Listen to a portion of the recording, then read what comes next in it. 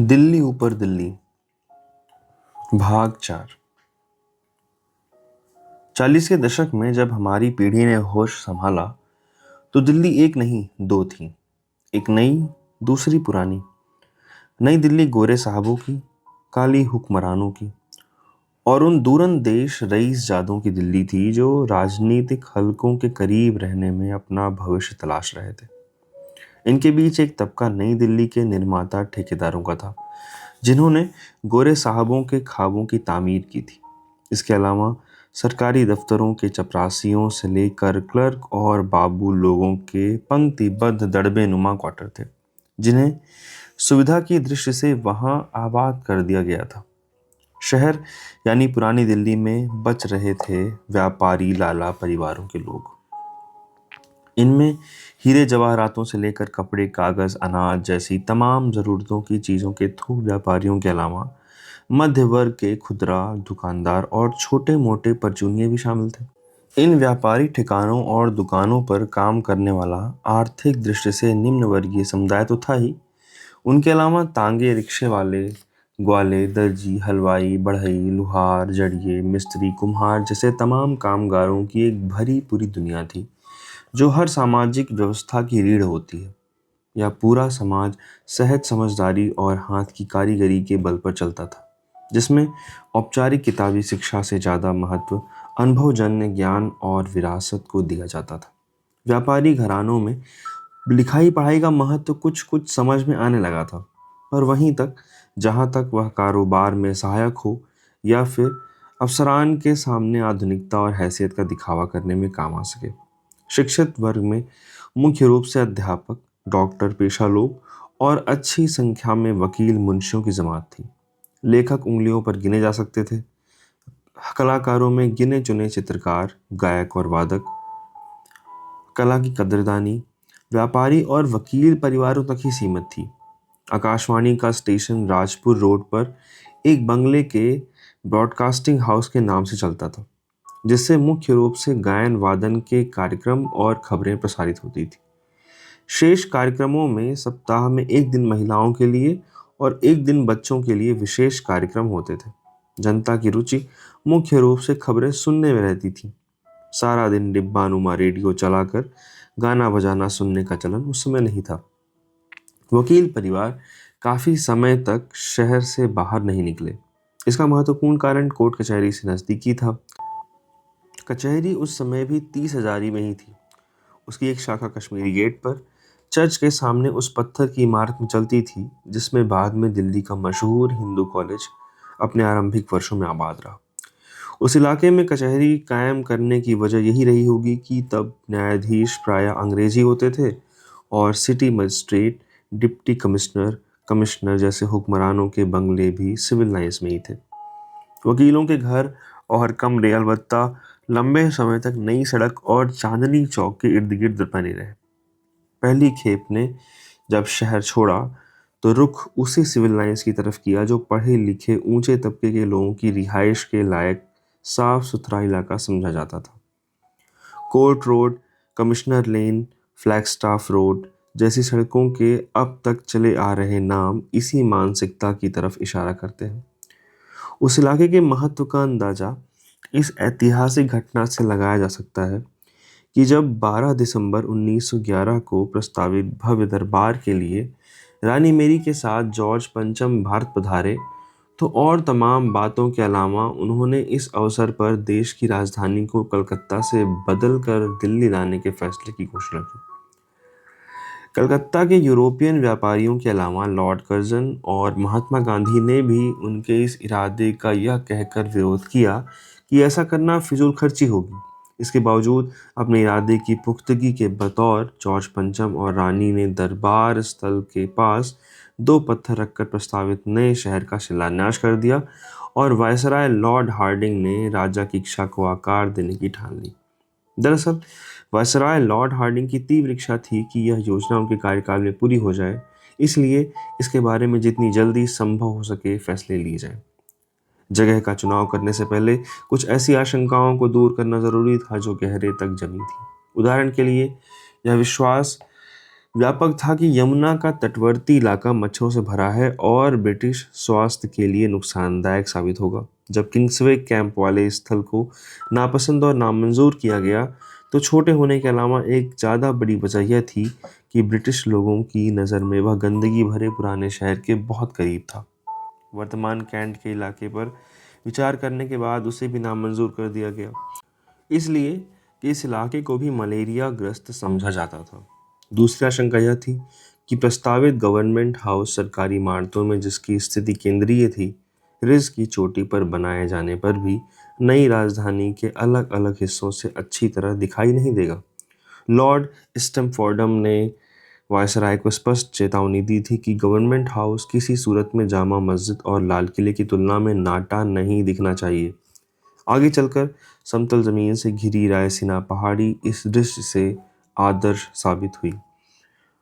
पुराने किले के निकट होने के कारण उसने ब्रिटिश और पूर्ववर्ती साम्राज्य के बीच एक प्रतीकात्मक संबंध भी मुहैया कर दिया, जिसकी निर्माताओं को अपेक्षा थी। अमूमन राजनीतिज्ञों की तरह हार्डिंग ने इस चुनाव का श्रेय खुद ले लिया। योजना को कार्यान्वित करने के लिए अगले वर्ष यह जिम्मेदारी लंदन काउंटी काउंसिल के कैप्टन स्वीटन को सौंप दी गई। उन्होंने royal British institute of architect से मशविरा करके इस काम के लिए एडविन लैंडसियर ल्यूटन का नाम प्रस्तावित किया। ल्यूटन ने अपने साथ के लिए हर्बर्ट बेकर का नाम सुझाया। उनके साथ वे पहले दक्षिणी अफ्रीका में काम कर चुके थे। उसी साल दोनों वास्तुकारों और काउंटी के कुछ विशेषज्ञों को साथ लेकर कैप्टन स्विंटन ने दिल्ली का दौरा शुरू किया।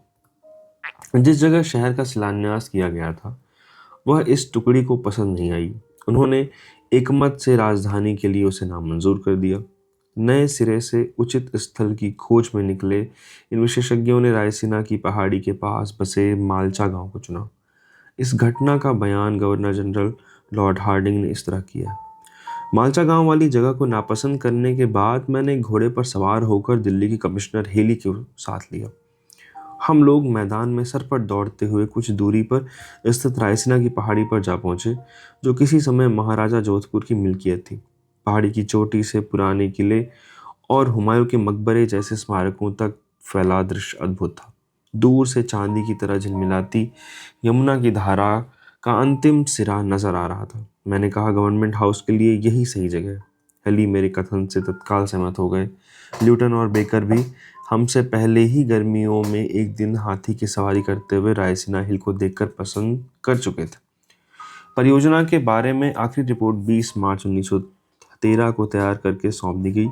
यह बात अलग है कि उसमें बाद में कई परिवर्तन कर दिए गए। एक महत्वपूर्ण कारण था खर्च में यथासंभव कटौती।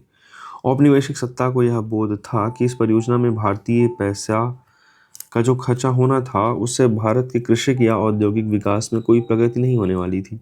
तय किया गया कि पहाड़ी की खुदाई से जो पत्थर निकलेगा, उसका उपयोग भवन के निर्माण में किया जाएगा और जहां खुदाई होगी उस खाली जगह पर एक विशाल रंगशाला बनाई जाएगी।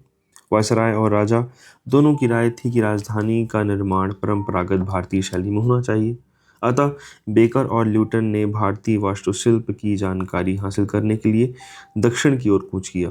वहाँ की इमारतों, हिंदू मंदिरों, उनकी मूर्तिकला और महलों की देख परख करने के बाद वे सांची, मांडू, ताजमहल से बीकानेर होते हुए लौटे। यात्रा खत्म होने तक उन्हें यह यकीन हो गया कि वस्तुतः किसी ऐसी वास्तुकला का वजूद ही नहीं है जिसे वास्तुशिल्प की ठेठ भारतीय परंपरा कहा जा सके। उन्होंने अपनी राय का स्पष्ट इजहार कर दिया। उनकी यह धारणा एक हद तक सही भी थी। हम विश्व में किसी से भी होड़ ले सकने वाले किले बनाना जानते थे।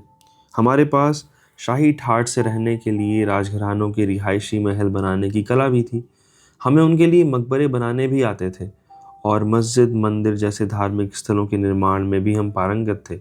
पर हमें ऐसी इमारतों के निर्माण का अनुभव नहीं था जिनमें संसद और विधान सभाओं की बैठक की जा सके। हमने ना कभी अदालतें बनाई थीं और न ही सरकारी नौकरों के लिए दफ्तर और क्वार्टर। यह विचार ही हमारे लिए नया था। हमारे यहाँ दरबार आम और दरबार खास का चलन था, पर वे महज दरबार होते थे, इमारतें नहीं। ल्यूटन का निश्चित मत था कि यूरोपीय अभिजात्यवादी शैली में जैकोबियन मजबूती के मेल से इमारतों का निर्माण किया जाए, जो मूल रूप में उसके अंग्रेजी देहात के घरों की शैली थी। उसने भारतीय वास्तुकला की हर शैली के निवेश का विरोध किया। न्यूटन की नज़र में भारतीय वास्तुशिल्प पश्चिमी मानस के लिए बहुत बोझिल था। उसमें समन्वय की कमी उसे उबाऊ लगती थी। हिंदू वास्तुशिल्प को वह महज जोड़ जाड़ कर मुलम्मा चढ़ाने की कला समझता था। उसने यह तो स्वीकार किया कि उसमें आकर्षक 25 कारी है, पर इस कला का श्रेय भी उसने इतालवी प्रभाव को दे दिया। जब वह शहर का नक्शा बना रहा था, तो उसकी ज्यामितिक रूपरेखा के रास्ते में अनगिनत गढ़, मस्जिदें और कब्रें उसी के शब्दों में अनेकड़ न्यूसेंस पड़ी। दिल्ली की मस्जिदों के गुंबद उसे शलगमों की याद दिलाते थे। वायसराय लॉर्ड हार्डिंग को यह एहसास परेशान कर रहा था कि नई दिल्ली के निर्माण पर होने वाला खर्च भारतीय राजस्व से किया जाएगा। वह इस विषय में भारतीय जनमत को अहमियत देना भी जरूरी समझता था। उसने इसलिए कलाओं के मिले जुले प्रयोग का प्रस्ताव किया। हर्बर्ट बेकर का झुकाव भारतीय शिल्प के प्रति अधिक था। उसे लगता था कि यदि स्तंभों का बहुतायत से उपयोग किया जाए, तो उससे सब संतुष्ट भी हो जाएंगे और वह काफ़ी हद तक क्लासिकी कला भी होगी। उन्होंने बाहरी दिखावट को भारतीय रंग देने के लिए 3 आकृतियों का चयन किया: छज्जा, जाली और छतरी। शेष लगभग समूचा ब्रिटिश वास्तुकला के अनुरूप था। अंततः पश्चिम की क्लासिकी वास्तुकला के रूप और अनुपात में राजपूत और मुगल शैली के अलंकरण का मेल करके इन इमारतों का निर्माण मिश्र शैली में करने का फैसला किया गया। यह बात अलग है कि इनके अलंकरण पर हाथ खोलकर खर्च हुआ। उदाहरण के लिए राष्ट्रपति भवन की बाहरी दीवारों पर खुदाई से बड़ी संख्या में कमल, सर्प, हाथी, वृषभ, घंटे जैसी आकृतियां बनाई गई हैं। सबसे अधिक आहत करने वाली बात वह लेख है जिसे 1925 में नॉर्थ ब्लॉक के मेहराबदार दरवाजे पर खोदा गया था। स्वातंत्र्योत्तर मानसिकता को इसमें निहित साम्राज्यवादी नीयत बहुत साफ दिखाई पड़ती है। स्वतंत्रता खुद ब खुद जनता पर अवतरित नहीं होती। जनता को अपने आप ऊपर उठकर स्वतंत्रता तक पहुंचना होता है। वह एक ऐसा वरदान है जिसका भोग अर्जित के बाद ही किया जा सकता है।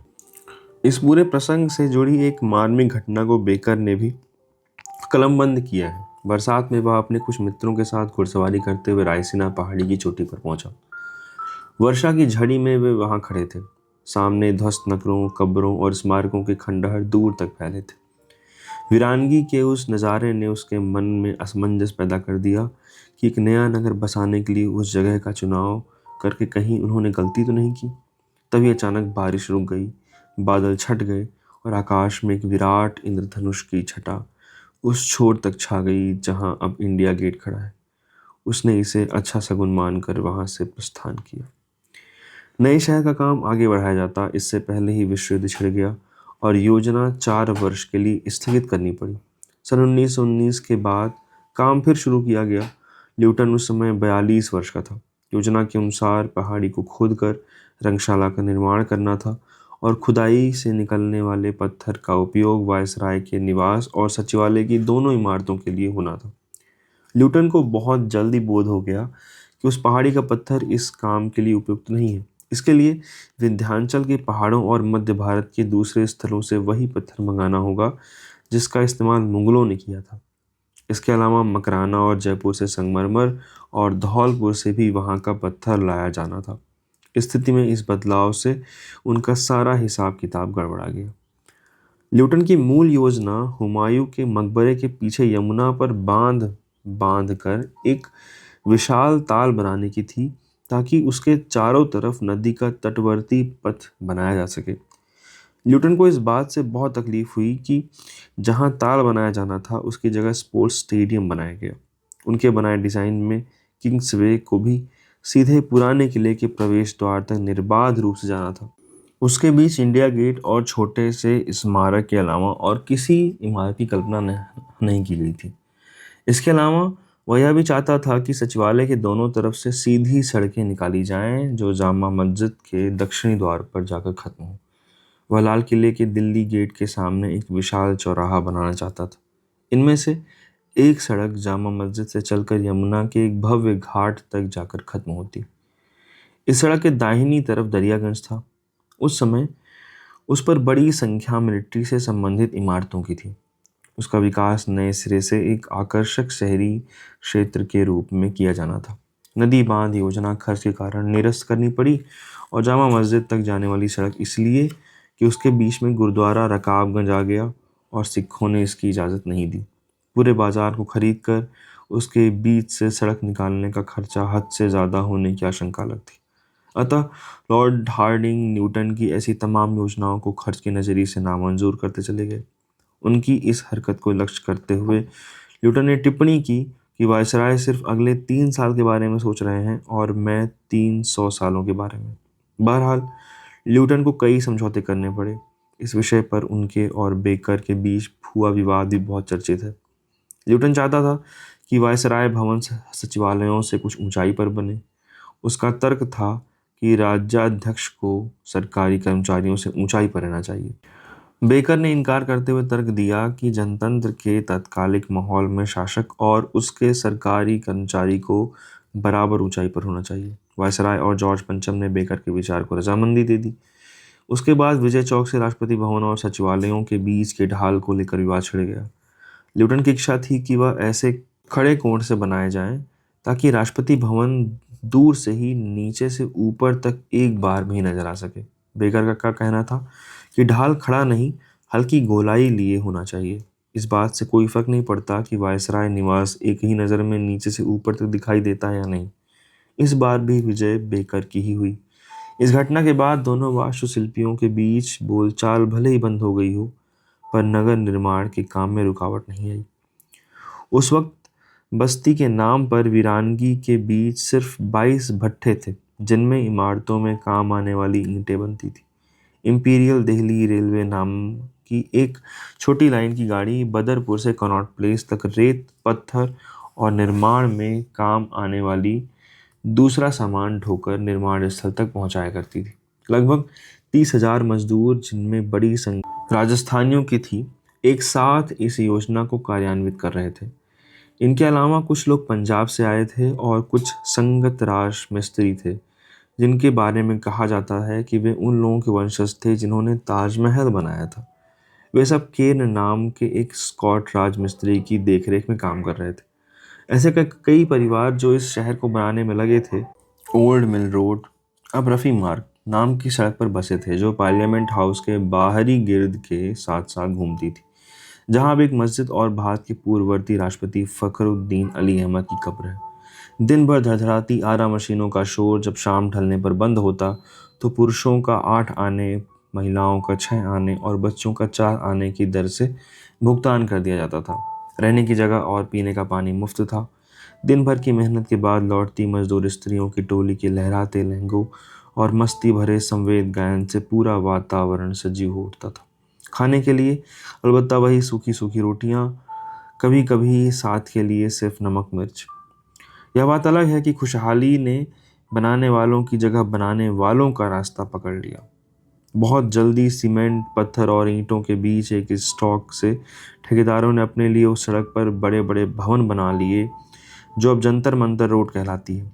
इन्हीं के बीच नामी ठेकेदार सरदार शोभा सिंह का, जिन्हें बाद में सर के खिताब से नवाजा गया, बैकुंठ नाम का बंगला था। इसी इमारत में अब केरल हाउस है। मशहूर पत्रकार और लेखक खुशवंत सिंह इन्हीं सर शोभा सिंह के चश्मे चिराग हैं, जिनका बचपन और जवानी इसी बंगले में गुजरा।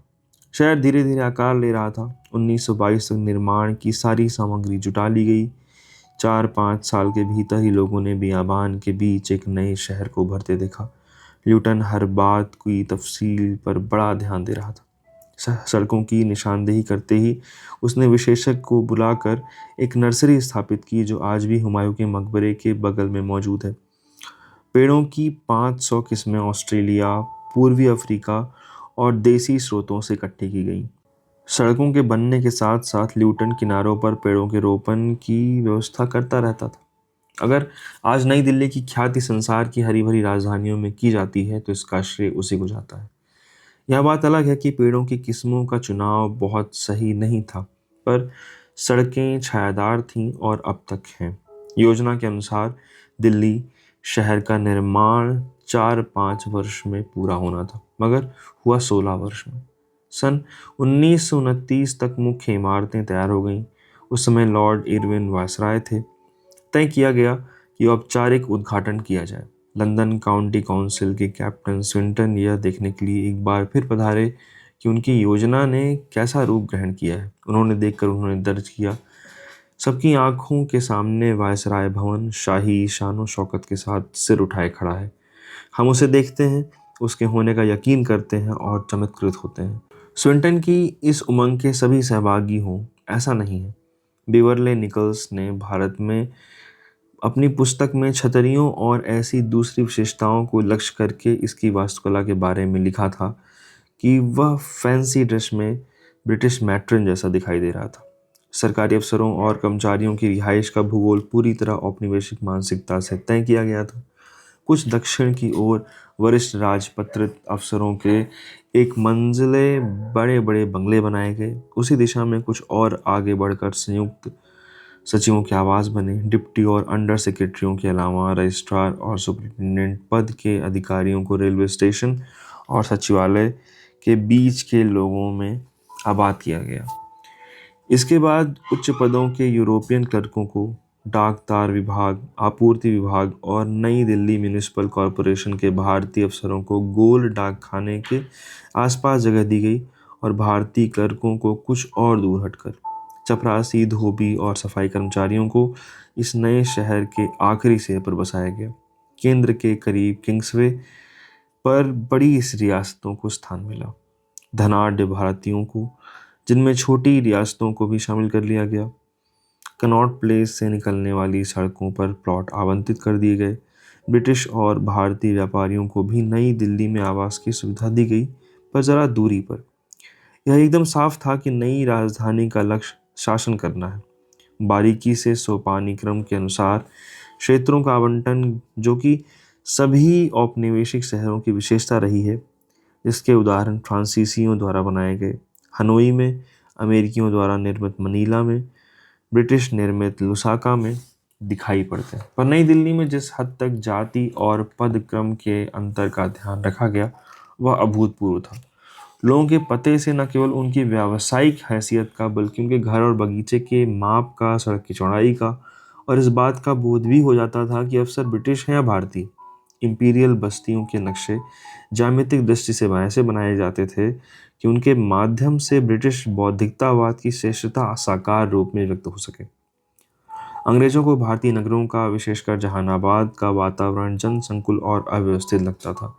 वे नई राजधानियों की सायास से भिन्न स्वरूप देखना चाहते थे। उसमें बड़े बड़े चौक और सीधी सड़कें सभ्यता की उत्कृष्टता के प्रदर्शन की दृष्टि से बनाए गए। इस प्रभाव की बढ़ोतरी के लिए उन्होंने विशेष क्लासिकी भंगिमा वाले ढलान और मेहराब बनाए। इंडिया गेट, जिसे स्वतंत्रता पूर्व दौर में all India war memorial arch कहा जाता था, ऐसी भव्य निर्मित है, जिस पर प्रथम विश्व युद्ध में खेत हुए भारतीय सैनिकों के नाम अंकित है। इसका डिज़ाइन ल्यूटन ने स्वयं बनाया था। ठीक उसी तरह वास्तुकला की क्लासिकी शैली में विजय के स्मारक के रूप में गवर्नमेंट हाउस के सामने विशाल चौक में जयपुर स्तंभ बनाया गया। इस स्तंभ के उपलक्ष्य आरेख इस बात का प्रमाण है कि इसे बनाते समय ल्यूटन के मन में रोम के त्राजन स्तंभ का आदर्श था। अलबत्ता इस स्तंभ पर लगे शिलालेख की इबारत ध्यान देने लायक है।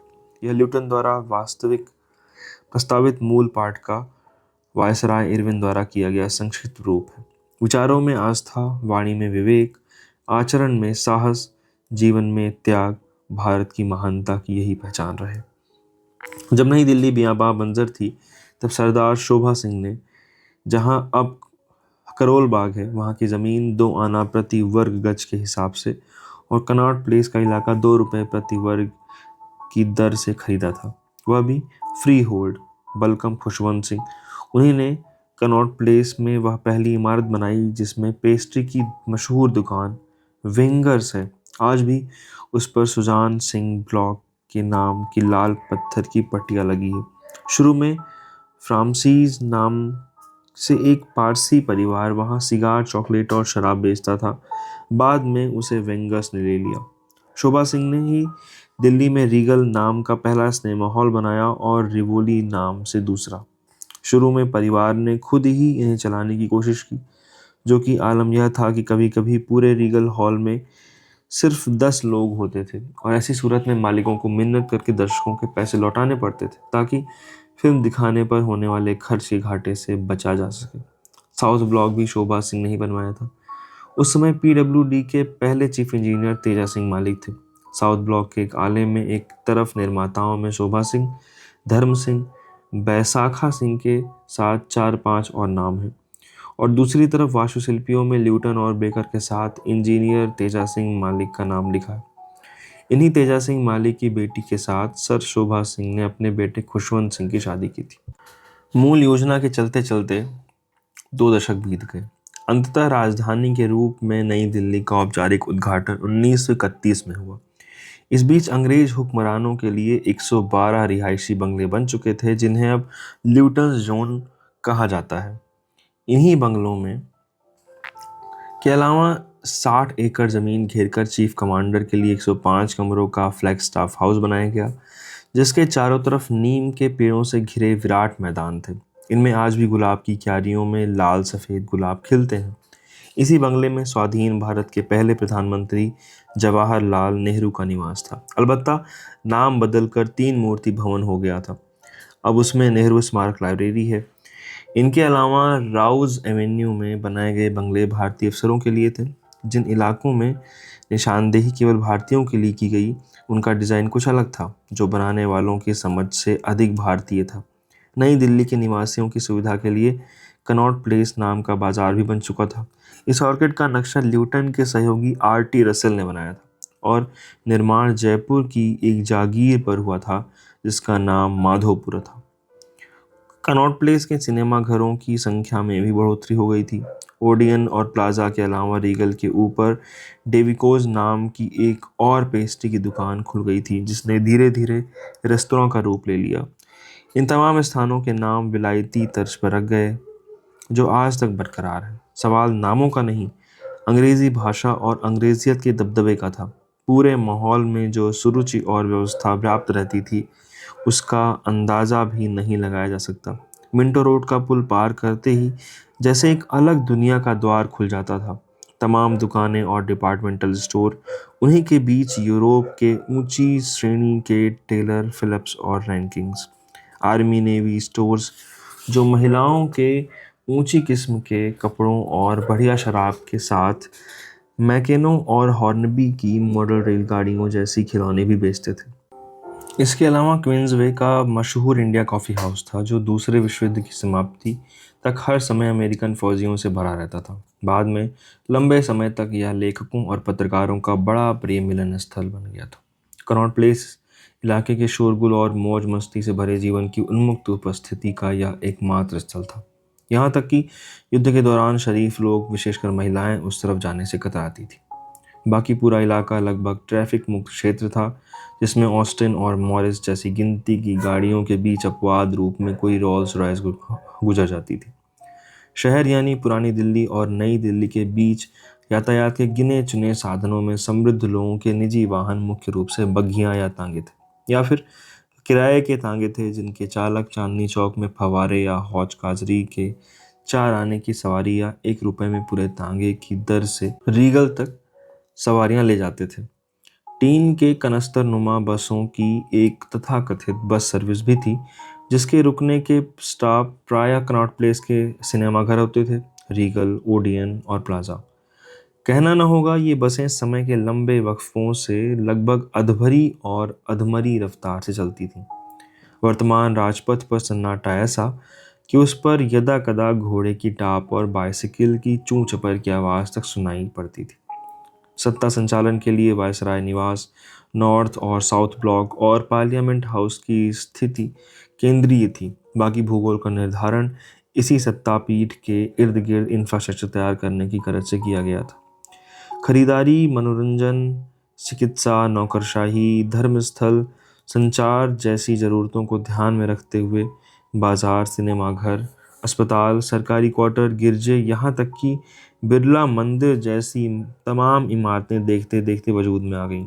सत्ता के गलियारों से नज़दीकी कायम रखने की दृष्टि से रजवाड़ों ने इंडिया गेट के गिर्द में आवंटित भूमि पर Hyderabad house, Baroda house, Bikaner house जैसे तमाम विशाल भवनों का निर्माण करा लिया था। इन इमारतों पर गुंबद, छज्जे, छतरियों और स्तंभ वाली वास्तुकला का प्रभाव स्पष्ट दिखाई पड़ता है। नई दिल्ली के निर्माण में ल्यूटन दो विशेषताओं के लिए हमेशा याद किए जाएंगे: छायादार सड़कों के संजाल की कल्पना और कार्यान्वयन के लिए, और ऐसी इमारतों के लिए जिनमें दिल्ली की तपती गर्मियों में भी कूलर या एयर कंडीशनरों की ज़रूरत महसूस नहीं होती।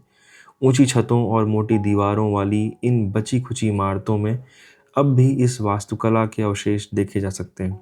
बेतरह ठंड मुल्क से आने वाले इन वास्तुशिल्पियों ने भारत की असहाय गर्मी का तोड़ निकालने के लिए संभवतः भारत की हवेलियों की वास्तुकला पर ध्यान दिया होगा। पुराने ढंग की इमारतों में नीचे के तलों की स्थिति आज भी वही है। ऊपरी तलों में रोशनी और आर पार वायु संचार की व्यवस्था आंगन पर लोहे के जाल बिछाकर और बाहर की तरफ खुलते बड़े बड़े खिड़की दरवाज़ों से की जाती थी।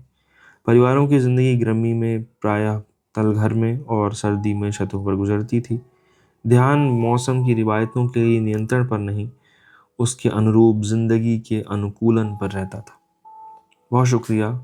यह भाग यहीं समाप्त होता है। धन्यवाद। दिल्ली स्वाधीनता आंदोलन के दौर में, भाग 5। दिल्ली 1931 में औपचारिक रूप से भारत में सल्तनत बरतानिया की राजधानी घोषित हो गई। दिल्ली का मतलब नई दिल्ली। राजधानी की उस अवधारणा में पुरानी दिल्ली, खासकर गली गूचों में फसील की भीतर बसी दिल्ली का कोई वजूद नहीं था। यहाँ तक कि नई दिल्ली की तामीर से पहले के कश्मीरी गेट के बाहर के इलाके यानी सिविल लाइंस का महत्व भी कुछ फीका सा पड़ गया था। लुडलो कासिल, जो किसी ज़माने में दिल्ली का विंडसर था, जहाँ कभी गवर्नर जनरल का निवास था, और पुराना सचिवालय जो 1912 से 1928 तक सेंट्रल लेजिस्लेटिव असेंबली की इमारत थी। जब सत्ता पीठ नए संसद भवन में चला गया तो ये इलाके सत्ता के स्थानांतरित होने के साथ सरकारी हलकों में राजनीतिक दृष्टि से महत्वहीन हो गए। नतीजा यह हुआ कि पुराने सचिवालय की इमारत में दिल्ली विश्वविद्यालय की आरंभिक कक्षाएं लगने लगीं। पुरानी दिल्ली की आबादी नई दिल्ली की शान शौकत, साफ सुथरेपन, भव्य इमारतों, चौड़ी छायादार वृक्षों से घिरी सड़कों और भीड़ मुक्त परिवेश से लगभग सम्मोहित थी। मुगलों के बाद वास्तुकला का ऐसा अभिभूत करने वाला मंजर अंग्रेजों ने ही पेश किया था। जब लॉर्ड हार्डिंग ने ल्यूटन के प्रस्तावों पर वित्तीय कटौती की कलम चलाई तो ल्यूटन ने जो टिप्पणी की उसकी सार्थकता अब समझ में आती है। ल्यूटन ने कहा था कि वायसराय अगले 30 साल के बारे में सोच रहे हैं और मैं अगले 300 साल के बारे में। ल्यूटन की यह टिप्पणी भविष्यवाणी साबित हुई। ब्रिटिश साम्राज्य का डेरा तो 30 साल पूरे होते न होते उठ गया, पर नई दिल्ली का वह इलाका आज भी ल्यूटन जोन के नाम से जाना जाता है और आगे भी जाना जाएगा। इतिहास में साम्राज्यशाही और उपनिवेशवादी शोषण का अंत इतनी जल्दी होने वाला था, इसका अनुमान न लॉर्ड हार्डिंग को था न ल्यूटन को। जाहिर है, जिस मनोयोग और कौशल से राष्ट्रपति भवन, अगल बगल की सरकारी इमारतों और संसद भवन का निर्माण किया गया था, उसके पीछे गोरे साहबों को ऐशो आराम मुहैया कराने की वृत्ति काम कर रही थी। अनुमान लगाना कठिन है कि अगर ल्यूटन को ज़रा भी गुमान होता कि 3 दशक के भीतर उस महलनुमा भवन का उपयोग अंग्रेज वायसराय की जगह किन्हीं सी राजगोपालाचारी या राजेंद्र बाबू की रिहाइश के लिए किया जाने वाला है, तो सूरत हाल क्या होती। दरअसल एक बार 1857 के विद्रोह का बर्बरता से दमन कर लेने के बाद अंग्रेज शासकों का यह यकीन और बढ़ गया था कि उनकी नीयत में विश्व पर राज करना लिखा है।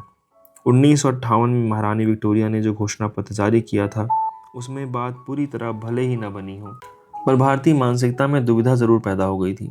इसका प्रमाण है 1857 से 1900 के बाद तक रचा जाने वाला इतिहास और साहित्य। हिंदी में तो रीतिकालीन प्रवृत्ति ही निश्चय नहीं हुई थी। पद्माकर तो 1925 तक जीवित रहे, पर जिन भारतेंदु ने आधुनिक चेतना की शुरुआत देखी जाती है, उनका जन्म भी 1858 में हुआ और उन्होंने साहित्य रचना युवावस्था में 1857 के कई वर्ष बाद शुरू की। विद्रोह की सशक्त आवाज़ लोकगीतों में जरूर सुनाई पड़ी, स्थानीय नेताओं के विरुद्ध गान के रूप में, पर विद्रोह के दौरान लिखित परंपरा में विरोध के नाम पर घोर असमंजस या चुप्पी व्याप्त है। उस समय के हालातों पर शुरू में उर्दू में ज़रूर विरोध का स्वर सुनाई पड़ा। अंग्रेज़ों के खैरख्वाह सर सैयद अहमद तक ने रिसाले असवाहे बगावत हिंद और तारीख़ तरकशी बिजनौर लिखा, पर बाद में वे भी अंग्रेज़ी शासन की न्यायप्रियता के धीर विश्वासी हो गए और अपने समुदाय की बेहतरी के प्रयास में जुट गए। खुद मिर्ज़ा गालिब अपने खतूते खालिब और दस्ता खाबों के एक नहीं दो गालिब दिखाई पड़ते थे। ज़हीर देहलवी के ज़रूर दस्ताने गदर की रचना की और फुगाने देहली शीर्षक से लगभग 40 शायरों की रचनाओं का एक संग्रह 1961 में छपा। इसके अलावा भी दिल्ली की बर्बादी और लूट को विषय बनाकर अखबारों में छपे लेखों और कविताओं की संख्या काफ़ी है, पर धीरे धीरे आलोचना और टीस का स्वर मध्यम पड़ता गया। अंग्रेज़ों की बदली हुई नीति ने बौद्धिकों की मानसिकता में कम से कम असमंजस तो पैदा कर ही दिया। यह भी नहीं भूलना चाहिए कि वह मुगलतिया सल्तनत का पतनशील दौर था।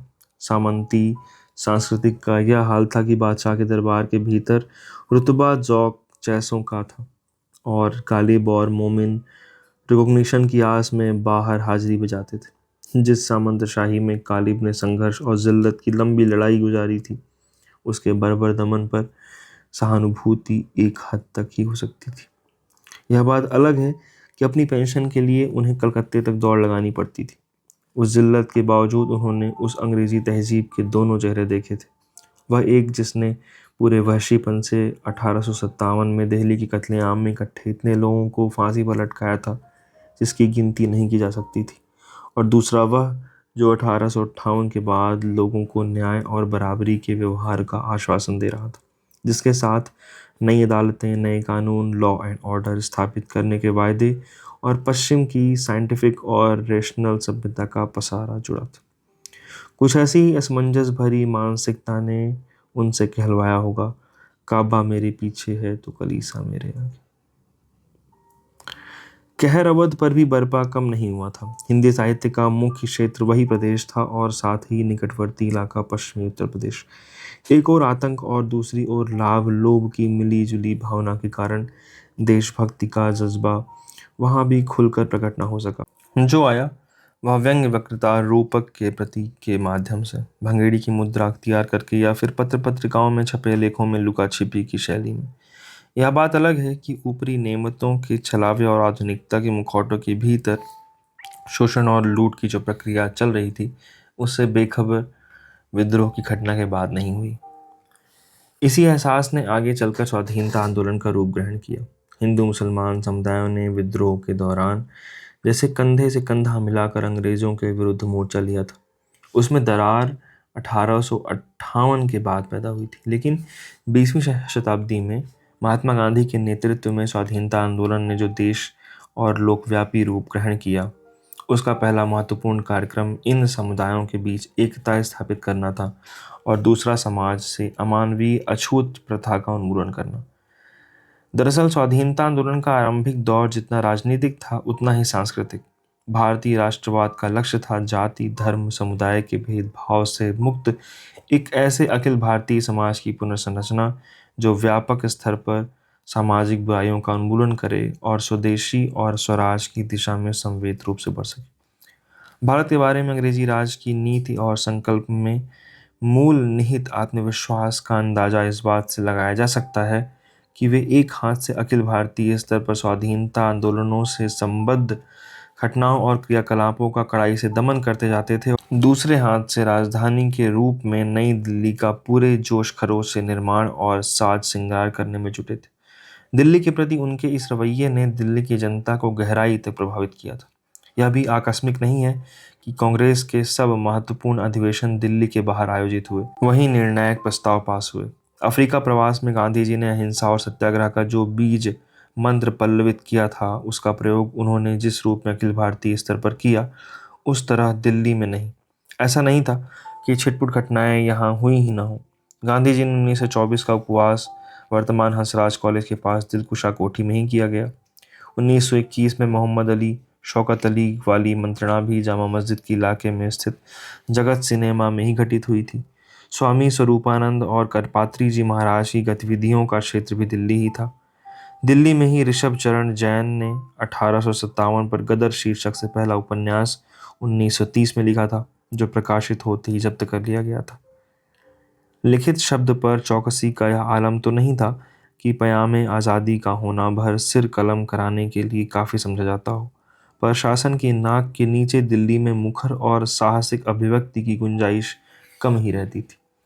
यह भी भूलना नहीं चाहिए कि पुरानी दिल्ली की आबादी के घटक थे मध्यवर्गीय व्यापारी लोग, इनसे जुड़े शिल्पी, कारीगर, वकील और उनके मुनीम, गुमाश्तों के अलावा कोर्ट कचहरी से संबद्ध पेशकार, अहलकार, डॉक्टर और उनके कंपाउंडर, अध्यापक, कलाकार, कुल मिलाकर इस मध्यवर्गीय समाज का हित शासन तंत्र से जुड़ा था। सरकारी दफ्तरों का बाबू वर्ग और निचले तबके के कार्मिक तो सीधे शासकों की निगरानी तले ही थे। छोटी संख्या उन छोटे मोटे उद्योगपतियों और अपेक्षाकृत बड़े व्यापारियों की थी, जो अपनी बहबूदी के लिए सरकार का मुंह जोड़ने को विवश थे।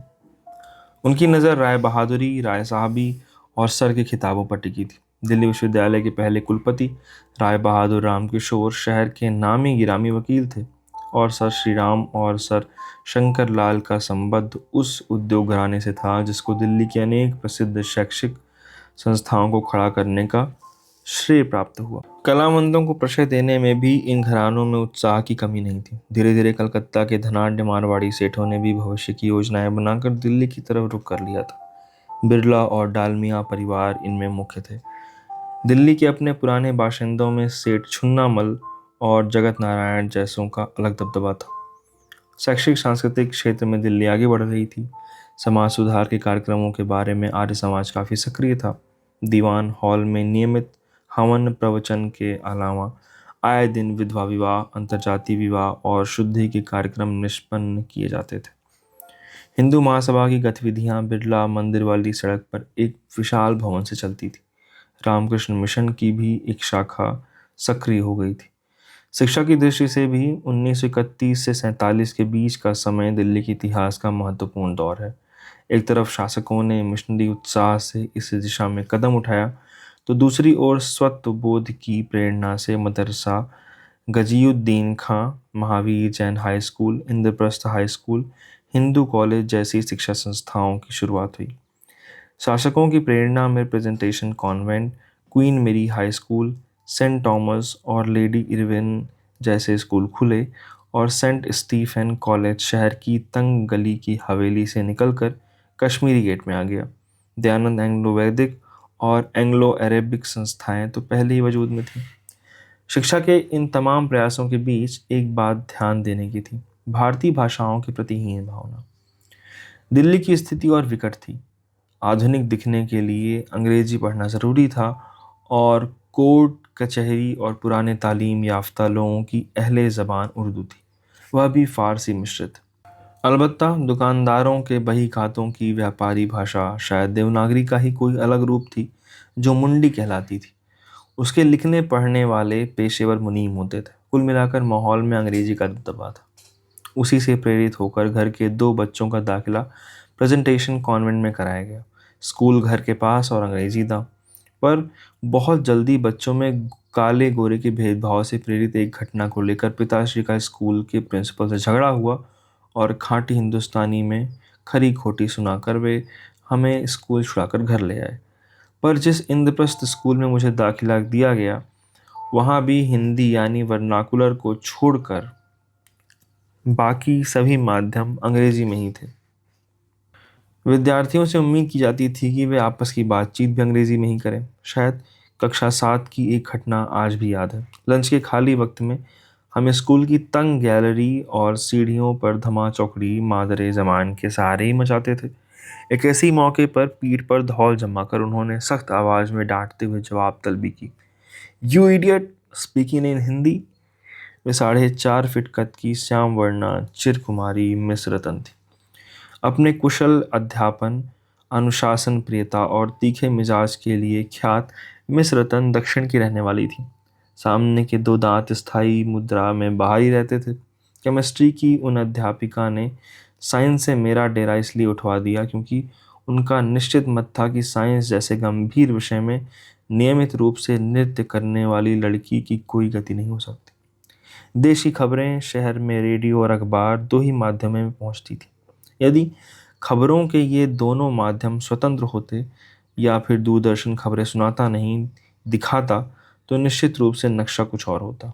उन स्थितियों में दिल्ली के अपेक्षाकृत शांत स्थिर परिदृश्य में लहरें तो उठती थीं, तूफान नहीं आते थे। खबरों का एक दृश्य माध्यम भी था। सिनेमा घरों में फिल्म शुरू होने से पहले समसामयिक सामाजिक राजनीतिक घटनाओं पर खबरों की फिल्म डिवीजन द्वारा तैयार की गई एक रील दिखाई जाती थी। गांधी जी और स्वाधीनता आंदोलन की सरगर्मियों के साथ द्वितीय महायुद्ध से संबंधित घटनाओं और दृश्य बिंब इन्हीं रीलों के द्वारा मन पर अंकित हुए थे। अब यह काम अपने ढंग से दूरदर्शन कर रहा था। दिल्ली के जीवन में उद्वेलन बड़ी घटनाओं की सूचना से पैदा होता था, या फिर तब जब गांधी जी बैठकों और मंत्रणाओं के लिए दिल्ली आते थे। हिंदी के लेखक वियोगी हरि उस समय प्रायः उनके साथ रहते थे। वे शुरू के दिनों में किंग्सवे कैंप के पास हरिजन बस्ती में ठहरते थे, बाद में नई दिल्ली में बिरला हाउस में ठहरने लगे थे। उनकी तापस जीवन शैली और लोगों की भाषा में उनसे संवाद दोनों का अद्भुत प्रभाव पड़ता था। सामान्य जन पर स्वराज और स्वदेशी के लिए चलाए गए उनके आंदोलन से दिल्ली की जनता छूती नहीं थी। जिस चरखे का प्रचार उन्होंने ग्रामीण मुक्ति, लघु उद्योग धंधों के प्रोत्साहन और आत्मनिर्भरता के प्रतीक के रूप में किया था, वह दिल्ली के बहुसंख्यक मध्यवर्गीय परिवारों में पहुंच गया था। लोग दैनंदिन जीवन में धार्मिक अनुष्ठान की सी भावना से नियमित रूप से सूत काटते थे और पुनिया गांधी आश्रम पहुंचाया करते थे। गांधी आश्रम का उस समय एकमात्र ठियां चांदनी चौक में वही था जहां अब भी है। शहर के हिस्सों में अलग अलग शाखाएं कई वर्ष बाद खोली गईं। जब भी देश के किसी भाग में कोई घटना घटती तो उसकी प्रतिक्रिया दिल्ली में जरूर होती, पर सामाजिक जीवन बहुत अस्त व्यस्त होता दिखाई नहीं पड़ता था। उदाहरण के लिए गोलमेज कॉन्फ्रेंस की असफलता के बाद गांधी जी के लौटने पर सिविल नाफरमानी का आंदोलन जब तेज हुआ तो उसमें हर समुदाय, धर्म और आयु के लोग शामिल हुए। 1,20,000 गिरफ्तारियां हुईं, जिनमें दिल्ली वासी शामिल नहीं थे। स्वाधीनता आंदोलन के संबद्ध घटनाओं से प्रेरित होकर कभी कुछ सभाएं, इनकलाबी नारे लगाते हुए कुछ जुलूस, बाजार हाट में चर्चाएं, अंग्रेजों के पक्ष विपक्ष में बहस मुबाहिसें, गांधी जी के स्वदेशी आंदोलन से प्रेरित होकर खादी पहनने का संकल्प और चरखे की कताई जैसी बातों से वातावरण में सरगर्मी जरूर पैदा होती रहती थी, पर खुलकर प्रभावी रूप में धरना प्रदर्शन, विदेशी वस्तुओं का बायकॉट, सत्याग्रह या गिरफ्तारियां देने का उपक्रम दिल्ली में उस रूप में नहीं दिखाई पड़ता था जैसे देश के दूसरे भागों में घटित होता था। दिल्ली की जनता जिन कुछ प्रसंगों को लेकर विशेष रूप से उद्वेलित हुई थी, उनमें से एक था इस संघर्ष के परिदृश्य पर सुभाष चंद्र बोस का उदय और दूसरा दूसरे महायुद्ध की घोषणा। सुभाष ने विशेष रूप से युवा वर्ग का ध्यान आकर्षित किया था, किसी हद तक मॉडल के रूप में। कांग्रेस के चुनाव में उनकी जीत, नीतियों के मतभेद, रहस्यमय ढंग से उनका प्रकट होना और लुप्त होते रहना, ये प्रसंग युवा पीढ़ी को रोमांचित करने के लिए काफी थे। कुछ लोग खुलकर और बहुत से दबी जबान से उनका पक्ष समर्थन करने लगे थे। क्रांतिकारियों के साथ ब्रिटिश सरकार ने जो सलूक किया था, उसकी स्मृति इतनी पुरानी नहीं हुई थी कि सुभाष चंद्र बोस की कार्यप्रणाली और आज़ाद हिंद फौज का समर्थन करने की हिम्मत जनता जुटा पाती। इस पर पूरे प्रसंग पर रहस्य का जो पर्दा पड़ा था, उसके पीछे छिपी सच्चाई जानने के लिए लोग घंटों अपने रेडियो सेट पर उस स्टेशन की पकड़ने की मशक्कत करते रहते थे जिसके बारे में मशहूर था कि बोस उससे अंग्रेज विरोधी ब्रॉडकास्ट करते हैं। दूसरे महायुद्ध में बिना भारतीय नेताओं से परामर्श किए सरकार ने भारत को युद्ध का हिस्सा घोषित कर दिया। भारत ने फासिस्ट ताकतों की निंदा करते हुए अपने को युद्ध से असंबद्ध रखने की पेशकश जरूर की, पर युद्ध के बारे में साम्राज्यशाही नीयत साफ होते ही प्रांतीय कांग्रेस सरकार ने इस्तीफा तो दिया था। 1940 में सत्याग्रह आंदोलन चालू कर दिया। 6 महीने के भीतर 25,000 लोग जेलों में भर दिए गए। उस माहौल में दिल्ली वासियों की युद्ध विषयक दहशत देखने लायक थी। आए दिन बमबारी की आशंका की अफवाहें फैलती, ब्लैकआउट करके बमबारी की स्थिति में करनीय की रिहर्सल कराई जाती। अफवाह गर्म थी कि जापानी सेनाएं उत्तर पूर्व में कोहिमा तक पहुंच गई हैं और कभी भी राजधानी पर बम गिराकर भारत पर कब्जा कर सकती हैं। उस स्थिति में जानमाल के बचाव का क्या होगा? जिनके पास खोने को कुछ नहीं था वे भाग कर जान बचाने की फिक्र कर रहे थे। जिनके पास संपत्ति थी उन्हें जान के साथ माल बचाने की फिक्र सता रही थी। बच्चों को पहली बार पता लगा कि हवेली के नीचे की मंजिल के कोने वाले कमरे के नीचे एक तहखाना भी है। एक नकदी गहने बैंक के लॉकर में रखने का चलन नहीं था। शहरों में तिजोरियां और ग्रामीण क्षेत्रों में धरती में कोई गड्ढा लॉकर का काम करते थे। सो गठरियां बांध कर यह तय पाया गया कि भागने की स्थिति में जो ले जा नहीं सकते वह उस तहखाने के हवाले कर वापसी पर पाने की आस लिए प्रयाण करना पड़ेगा। जान और माल के बीच चुनाव करना हो तो जान है तो जहान है के हवाले से जान की फिक्र करना स्वाभाविक था। यही नहीं, एक काम और किया गया। बमबारी होने पर बिजली पानी की सप्लाई चालू रहने का प्रश्न नहीं था। अंधेरा झेला जा सकता था, पर प्यास का क्या होगा। जो बड़े से आंगन के एक कोने में आनंद फानन में कुआं खुदवाया गया। उस समय जल स्तर की कोई समस्या नहीं थी, सो बहुत गहरे जाने की जरूरत नहीं पड़ी। परिवार के वयस्क सदस्य अफवाहों के साये में तरह तरह की आशंकाओं से जूझ रहे थे, और बच्चा पार्टी भय से ज्यादा उत्सुकता और अनहोनी की संभावना से रोमांचित थी। खतरा जल्दी ही टल गया और जल्द ही युद्ध समाप्ति की घोषणा भी हो गई। युद्ध की समाप्ति के साथ दो ऐसी घटनाएं जुड़ी थी जिन्होंने दिल्ली को दो तरह से आंदोलित किया। एक अणु बम के प्रयोग से होने वाले नरसंहार ने, और दूसरे सुभाष चंद्र बोस के लापता होने और आज़ाद हिंद फौज के अफसरों की गिरफ्तारी ने। जनरल शाहनवाज खान, कर्नल प्रेम सैगल और कर्नल गुरबख्श सिंह का दर्जा जनता की नज़र में परिकथाओं के बहादुर राजकुमारों से कम न था। सरकार के लिए वे युद्धबंदी थे जिन पर ब्रिटिश साम्राज्य के खिलाफ षड्यंत्र करने का आरोप लगाया गया था। उन्हें विशेष कैदियों की हैसियत से लाल किले में रखा गया था। हो सकता है सरकार को उन्हें दूसरे कैदियों के साथ रखने में आंदोलन का खतरा महसूस हुआ हो। आखिर महत्वपूर्ण बात तो यह थी कि एक हिंदू, एक मुसलमान और एक सिख यदि एक साथ आज़ाद हिंद फौज की टुकड़ियों की अगुवाई कर रहे थे तो इससे तत्कालीन भारतीय मानस की बनावट का पता चलता था। एक तथ्य भी कम महत्वपूर्ण नहीं था कि उन पर नवंबर 1945 में मुकदमे की जो शुरुआत हुई उसमें आरोपियों के पक्ष से पैरवी करने के लिए जवाहरलाल नेहरू, भूरा भाई देसाई, तेज प्रताप सप्रू, के.एन. काटजू और आसफ अली ने वकालत के चोगे पहन लिए। इस वकील ब्रिगेड और व्यापक जनमत ने दबाव के बावजूद उन्हें उम्र कैद की सजा सुना दी गई। लाल किले को शासन ने उस समय लगभग छावनी बना रखा था। फिर भी दिल्ली की जनता इस उम्मीद में उमड़ पड़ी थी कि उन रणबांकुरों की एक झलक ही देखने को मिल जाए। मुकदमा खुली अदालत में चलाने का खतरा सरकार ने मौन नहीं लिया, और फैसले पर असंतोष तो प्रकट हुआ पर उल्लेखनीय बावला नहीं खड़ा हुआ। शायद इसलिए भी कि कम से कम फांसी की सजा से बचाव तो हो गया था। अंतर्राष्ट्रीय स्तर पर दूसरे विश्व युद्ध के बाद स्थितियों में बहुत बदलाव आ गया था। ब्रिटिश साम्राज्य की हैसियत पहले वाली नहीं रह गई थी। 1942 में मित्र देशों ने यूनाइटेड नेशनल डिक्लेरेशन जारी किया था, जिसमें सभी पराधीन देशों की जनता को अपने भविष्य का रास्ता तय करने की स्वतंत्रता देने की मांग की गई थी। उसे चर्चिल ने यह तर्क देकर खारिज कर दिया था कि चार्टर केवल जर्मनी के अधीन देशों में लागू होता है, भारत पर नहीं। और देशों के दबाव के कारण क्रिप्स मिशन बातचीत के लिए भारत आया जरूर, पर कोई नतीजा नहीं निकला। नतीजतन गांधी जी ने भारत छोड़ो का नारा दे दिया। प्रस्ताव पारित होने के अगले दिन ही कांग्रेस पर प्रतिबंध लगाकर सारे नेता गिरफ्तार कर लिए गए। यह ऐसी घटना थी जिसका अखिल भारतीय स्तर पर विरोध करने के लिए जनता ने जो आंदोलन किया उसमें हिंसा का रास्ता भी अपनाया जाने लगा। दिल्ली के गली बाजारों में भी इनकलाब जिंदाबाद, टोडी बच्चा हाय हाय और हिंदू मुस्लिम सिख ईसाई आपस में सब भाई भाई के नारे लगाते हुए टोलियां घूमने लगी। इनमें भाग लेने वाले अक्सर नौजवान पीढ़ी थी। इकबाल का प्रसिद्ध तराना सारे जहां से अच्छा हिंदुस्तान हमारा इन जुलूसों का प्रिय नगमा था। सर स्टैनफोर्ड क्रिप्स ने न युद्धोपरांत आज़ादी देने के लिए हामी भरी थी, न युद्ध के दौरान राष्ट्रीय सरकार बनाने की। इसलिए आंदोलन का यह सिलसिला शुरू होने के बाद 1947 तक पूरी तरह नहीं टूटा। विशेषकर 1945 से 46 के दौरान हर छोटी बड़ी बात को लेकर छोटा मोटा विरोध प्रदर्शन रोजमर्रा की घटना हो गई। 1946 की बात है।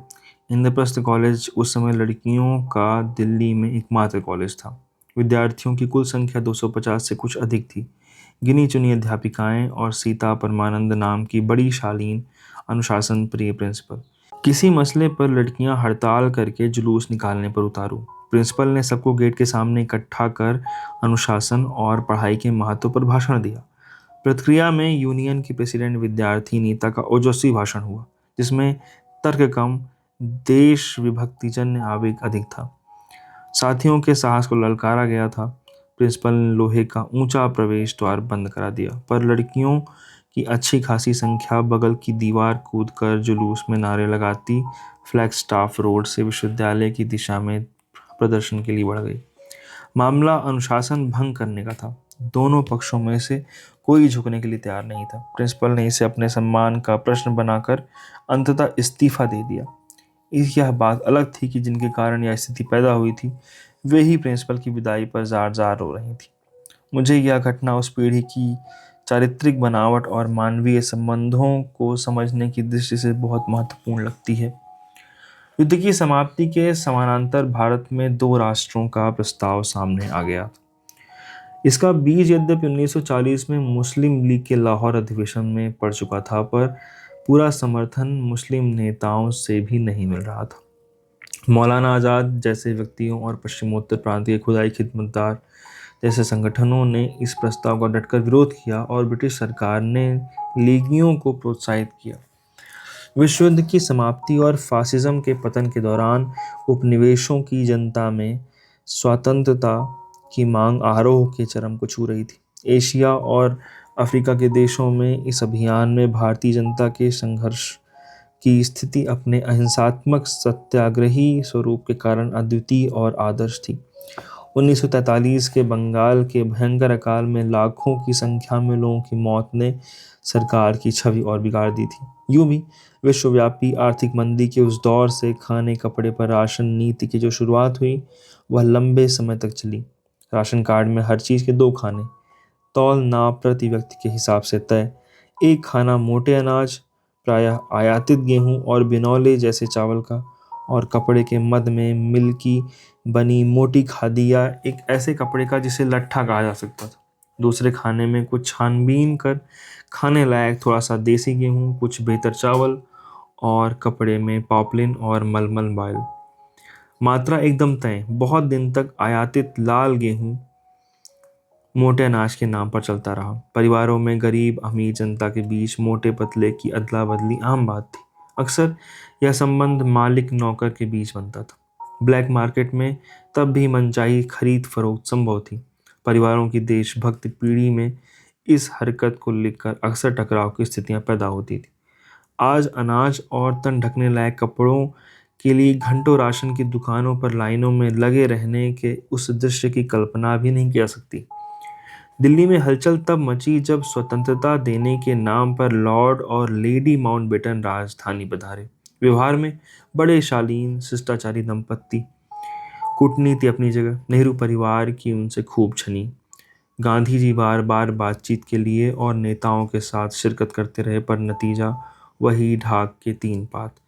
धर्मनिरपेक्षता के जिस सिद्धांत के लिए गांधी जी ने पूरा जीवन साधना करके स्वाधीनता आंदोलन खड़ा किया था, उसी के पैरों तले रौंदते हुए देश को विभाजित स्वतंत्रता हासिल हुई।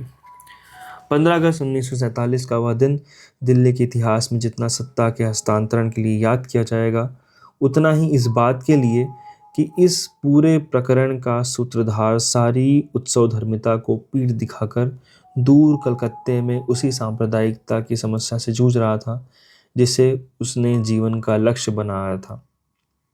लाखों की संख्या में दिल्ली वासी दौड़े जा रहे थे संसद भवन की दिशा में, जहां देने लेने वाले सब उत्साहित थे, जिन्हें गांधी जी की अनुपस्थिति की सुध भी नहीं होगी। उन्होंने उस पर बेसुधी की चादर डालकर अवसर का तकाजा पूरा किया। इस सवाल को उस क्षण किसी दिल्ली वासी ने उठाया या नहीं, और अगर नहीं तो क्यों नहीं? कहा नहीं जा सकता कि इतिहास के पास इसका तसल्ली बख्श जवाब है या नहीं। बहुत शुक्रिया। यह भाग यहीं समाप्त होता है। हम जल्द लेकर हाजिर होंगे इसका अगला भाग। धन्यवाद। आज़ादी के बाद दिल्ली, राजनीति, साहित्य और शिक्षा। दिल्ली आखिर आज़ाद हो गई। कुछ हफ्तों के लिए शहर ने विभाजन की विकलांगता पर चादर डाल दी। दिल्ली तब इतनी पसरी नहीं थी कि अलग अलग हिस्सों की छंद लय अलग पहचानी जा सके। बस शहर दिल्ली और नई दिल्ली, इधर कश्मीरी गेट के बाहर की सिविल लाइंस के इलाके, जिन पर किंग्सवे तक पहुंचकर लगभग विराम लग जाता था, और उधर करोल बाग का कुछ विस्तार हो गया था। बिल्डर्स ने छोटे छोटे दुमंजिले मकानों में छोटे बड़े फ्लैट बनाकर किराए पर उठा दिए थे। वह मोहल्ला वेस्ट एक्सटेंशन एरिया कहलाता था, जिसमें आबादी ज़्यादातर दक्षिण से आकर बसे सरकारी कर्मचारियों की थी। आज भी याद है, पिता की मृत्यु के बाद माँ ने सारी जमा पूंजी इकट्ठी करके छोटे बड़े 4 बच्चों की रोजी रोटी के लिए जैसे तैसे कुछ हजार रुपए में एक ऐसा ही मकान खरीद लिया था। 55 रुपए की फ्लैट के हिसाब से 4 फ्लैटों का जो किराया आता था, उससे हाउस टैक्स का भुगतान करने के बाद पेट भरने और लिखाई पढ़ाई की फीस चुकाने का जुगाड़ हो जाता था।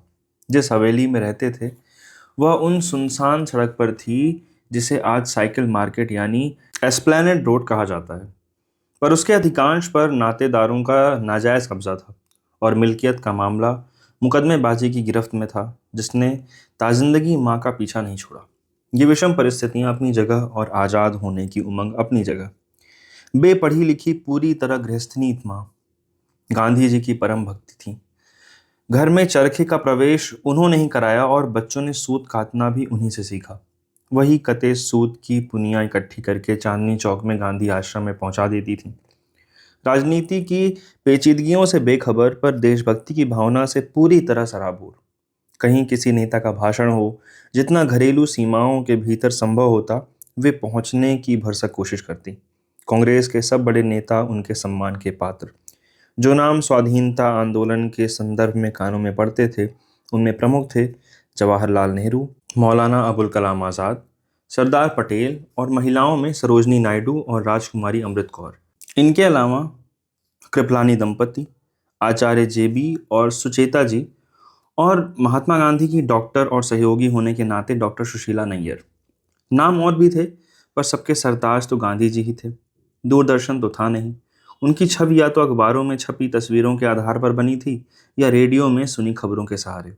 कभी कभार फिल्म देखने का अवसर आता तो फिल्म डिवीज़न की रील से देश की राजनीतिक गतिविधियों का अंदाजा होता। आज़ादी मिलने तक सुभाष चंद्र बोस और आज़ाद हिंद फौज की कहानी तो पूरे देश के उस राजकुमार के किस्से जैसी हो गई थी, जिसका राजकुमार मंजिल पर पहुंचे बिना ही रहस्यमय ढंग से न जाने कहाँ अदृश्य हो गया था। गांधी जी को अपने लिए न तख्त चाहिए था न ताज। घुटन्ना धोती और हाथ में लाठी से लैस वह फकीर इतने बड़े ब्रिटिश साम्राज्य से लोहा कैसे ले सका? यह सबके संभ्रम और आदर का विषय था। सत्ता के हस्तांतरण के जिस नाटक की दर्शक आम जनता थी, उसके नायक तो जवाहरलाल नेहरू ही थे। कुछ समय बड़ी गहमा गहमी रही दो तरह से। एक तरफ अंतरिम सरकार, और कुछ समय बाद सी राजगोपालाचारी की गवर्नर जनरल के रूप में ताजपोशी।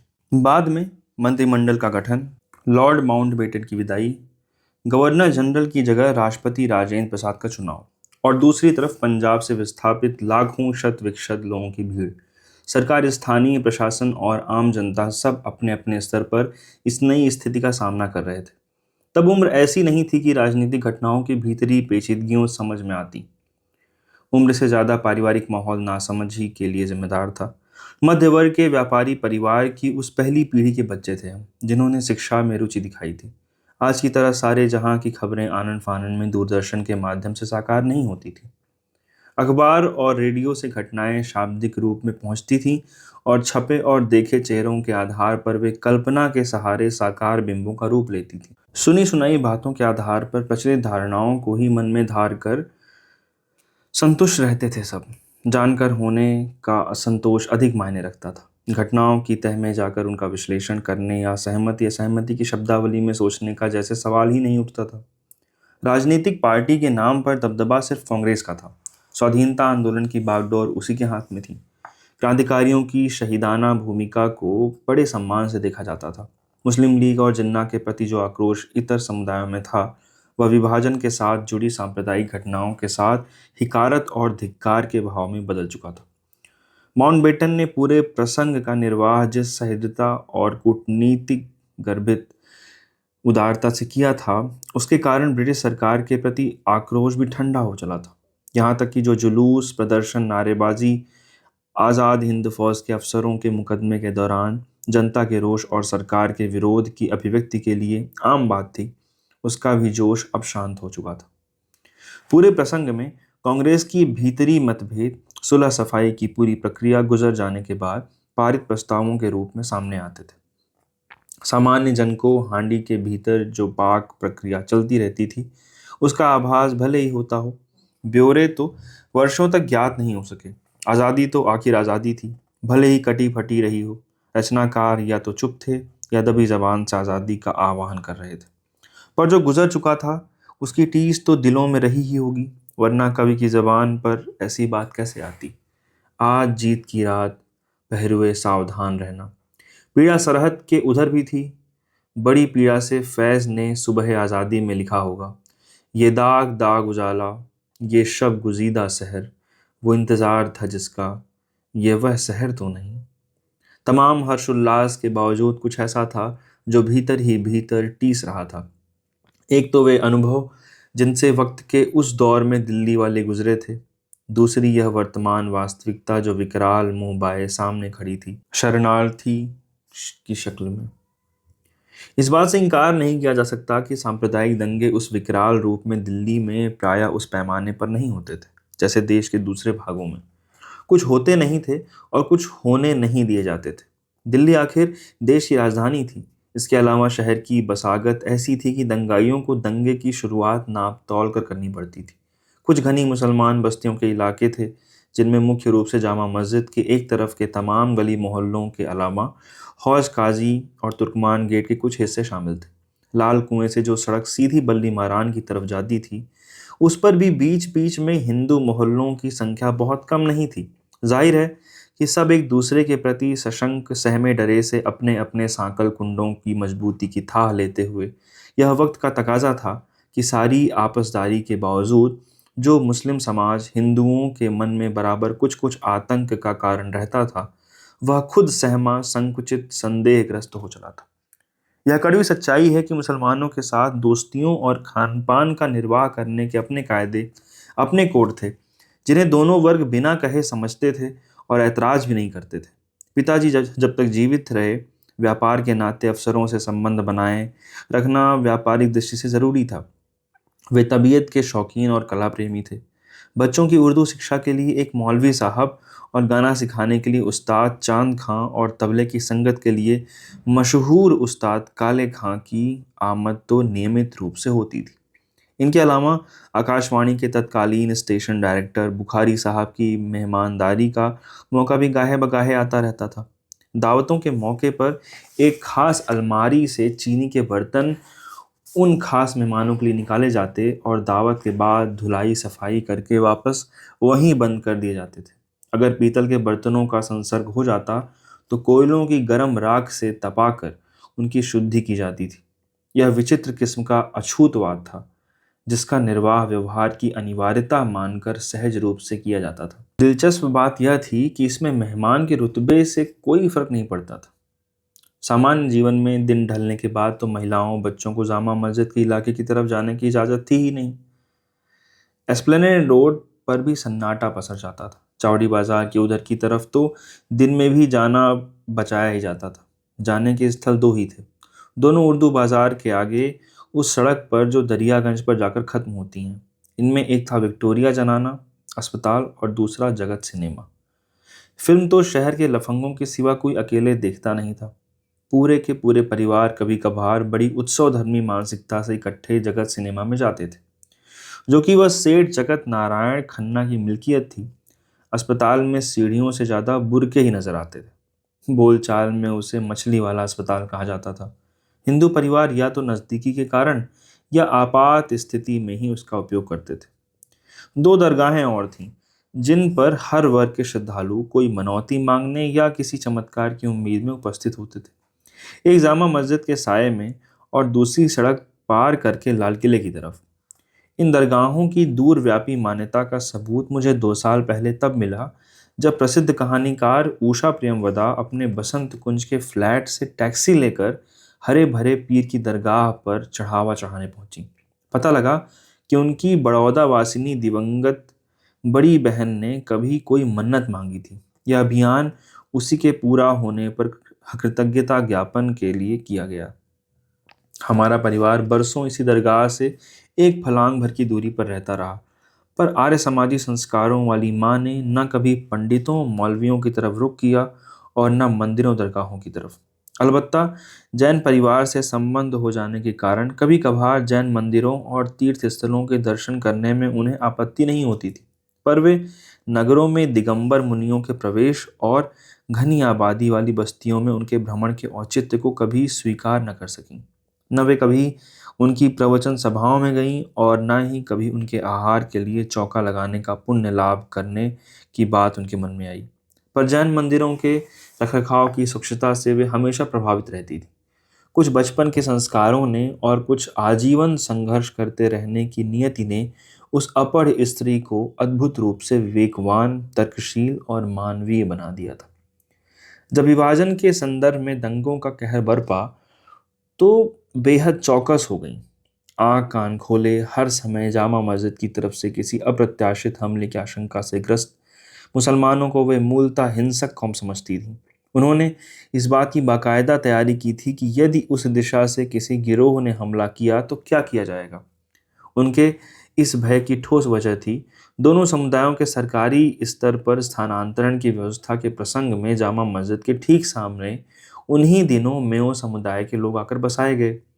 उनके रहने के लिए सैकड़ों तंबू देखते देखते खुले विस्तृत मैदान में पड़ गए। उस बस्ती के आसपास भटकने की हिम्मत तो किसी की होती नहीं थी। नतीजा यह हुआ कि उनकी बर्बरता और हिंसक क्षमताओं की काल्पनिक कथाएं खूब बढ़ा चढ़ाकर फैलने लगीं। रात के समय वे लोग भी मशालें जलाकर पहरा देते थे ताकि नगरवासियों को यह एहसास बना रहे कि वे सोए नहीं हैं। हमारी हवेली की पहली मंजिल के हर कमरे के बाहर बालकनी थी और उस पर जाने के सारे दरवाजे जामा मस्जिद की दिशा में खुलते थे, यानी उधर का हर मंजर नज़र के दायरे में था। रात में जब अंधेरा हो जाता तो माँ सारे घर की बत्तियां गुल करके धीरे से किवाड़ खोलकर उधर क्या हो रहा है इसका जायजा लेने की कोशिश करती। 1.5 पसली की 5 फुटी दुबली पतली माँ उचक उचक कर हर कोण से यह तय करने में लगी रहती कि उधर से इधर कूच करने की तैयारी तो नहीं चल रही। इस आशंका की भी वजह रही।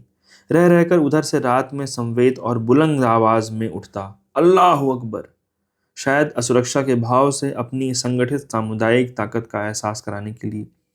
जब यह घटना पहले दिन घटी तो आनन फानन में मोहल्ले मोहल्ले पुरुष उतरकर गलियों में इकट्ठा हुए। मोहल्ला कमेटियां बनी। तय पाया गया कि बारी बारी से हर घर से एक पुरुष 8-10 लोगों की टोली में शरीक होकर रात को पहरा देगा। नतीजा यह हुआ कि जब उधर से अल्लाह अकबर की आवाज़ उठती तो इधर से तुर्की बतुर्की जवाब में हर हर महादेव का नारा बुलंद होता। भय दोनों तरफ था, जो कि इंतजाम इतने कड़े थे कि कहीं जरा भी दंगा या तोड़फोड़ होते ही पुलिस की सीटियां गूंजने लगती और दस्ते प्रकट हो जाते। यही क्रम लगभग हफ्ते भर चलता रहा। दोनों पक्ष एक दूसरे के मन में हवाई आतंक पैदा करने में जुटे रहे। मोहल्ले के नौजवानों ने अपने बुजुर्गों के प्रति यह सम्मान और शराफत जरूर दिखाई कि जब भी कोई उम्रदराज सदस्य पहरेदार टोली में शामिल होने के लिए उतरता वे हाथ जोड़कर उसे ससम्मान वापस भेज देते। धीरे धीरे खेमे जैसे लगे थे वैसे ही उखाड़ दिए गए और उनके वासियों को गंतव्य की ओर चलता कर दिया गया। इस बीच माँ रातों तक अपनी ढंग से पहरेदारी भी करती रहीं और दिन में उनकी मशीन लगाकर चलती रही। उन्होंने घर के सदस्यों के हिसाब से गिन कर लंबी कमरबंद पट्टियां सिलकर तैयार कर ली ताकि भागने की स्थिति में उनमें गहने, नकदी और जो कीमती सामान संभव हो वह भर कर लोग भाग निकले। भागने के लिए उनकी छत के किनारे सटाकर बांस की सीढ़ियां रख दी गईं, जिनके सहारे पिछवाड़े के घर की छत पर उतरा जा सके और वहां से इसी तरह छतों के रास्ते भाग निकलना संभव हो सके। पीछे जिन घरों की छतें सटी थीं, वहां से हिंदू मोहल्लों का सिलसिला शुरू होता था। सामने के दरवाजे से निकलने का मतलब सीधे मौत के मुंह में प्रवेश करना था। आखिर ऐसा कुछ हुआ नहीं, पर आतंक के साये में गुजरे उन दिनों के अनुभवों की स्मृति आज भी धुंधली नहीं हुई है। वैसे इस तरह की छिटपुट घटनाएं शहर के अलग अलग इलाकों में घटती रहती थी। कर्फ्यू, सड़कों पर वीरान सन्नाटा, पुलिस की गश्त, सब ने मिलकर ऐसा दहशतजदा माहौल पैदा कर दिया था कि माँ दिन में भी सड़क की तरफ खुलने वाले दरवाजे से बाहर झांकने नहीं देती थी। पर हमारे भीतर भय मिश्रित जिज्ञासा लगातार कुलांचे मारती रहती थी। ऐसे ही एक दोपहर में मेरा दांव लग गया। हो सकता है माँ निंदिया गई हूँ। मैंने धीरे से दरवाज़ा खोला और बालकनी से सूनी सड़क पर नज़र टिका दी। उस समय वहाँ साइकिल मार्केट नहीं थी।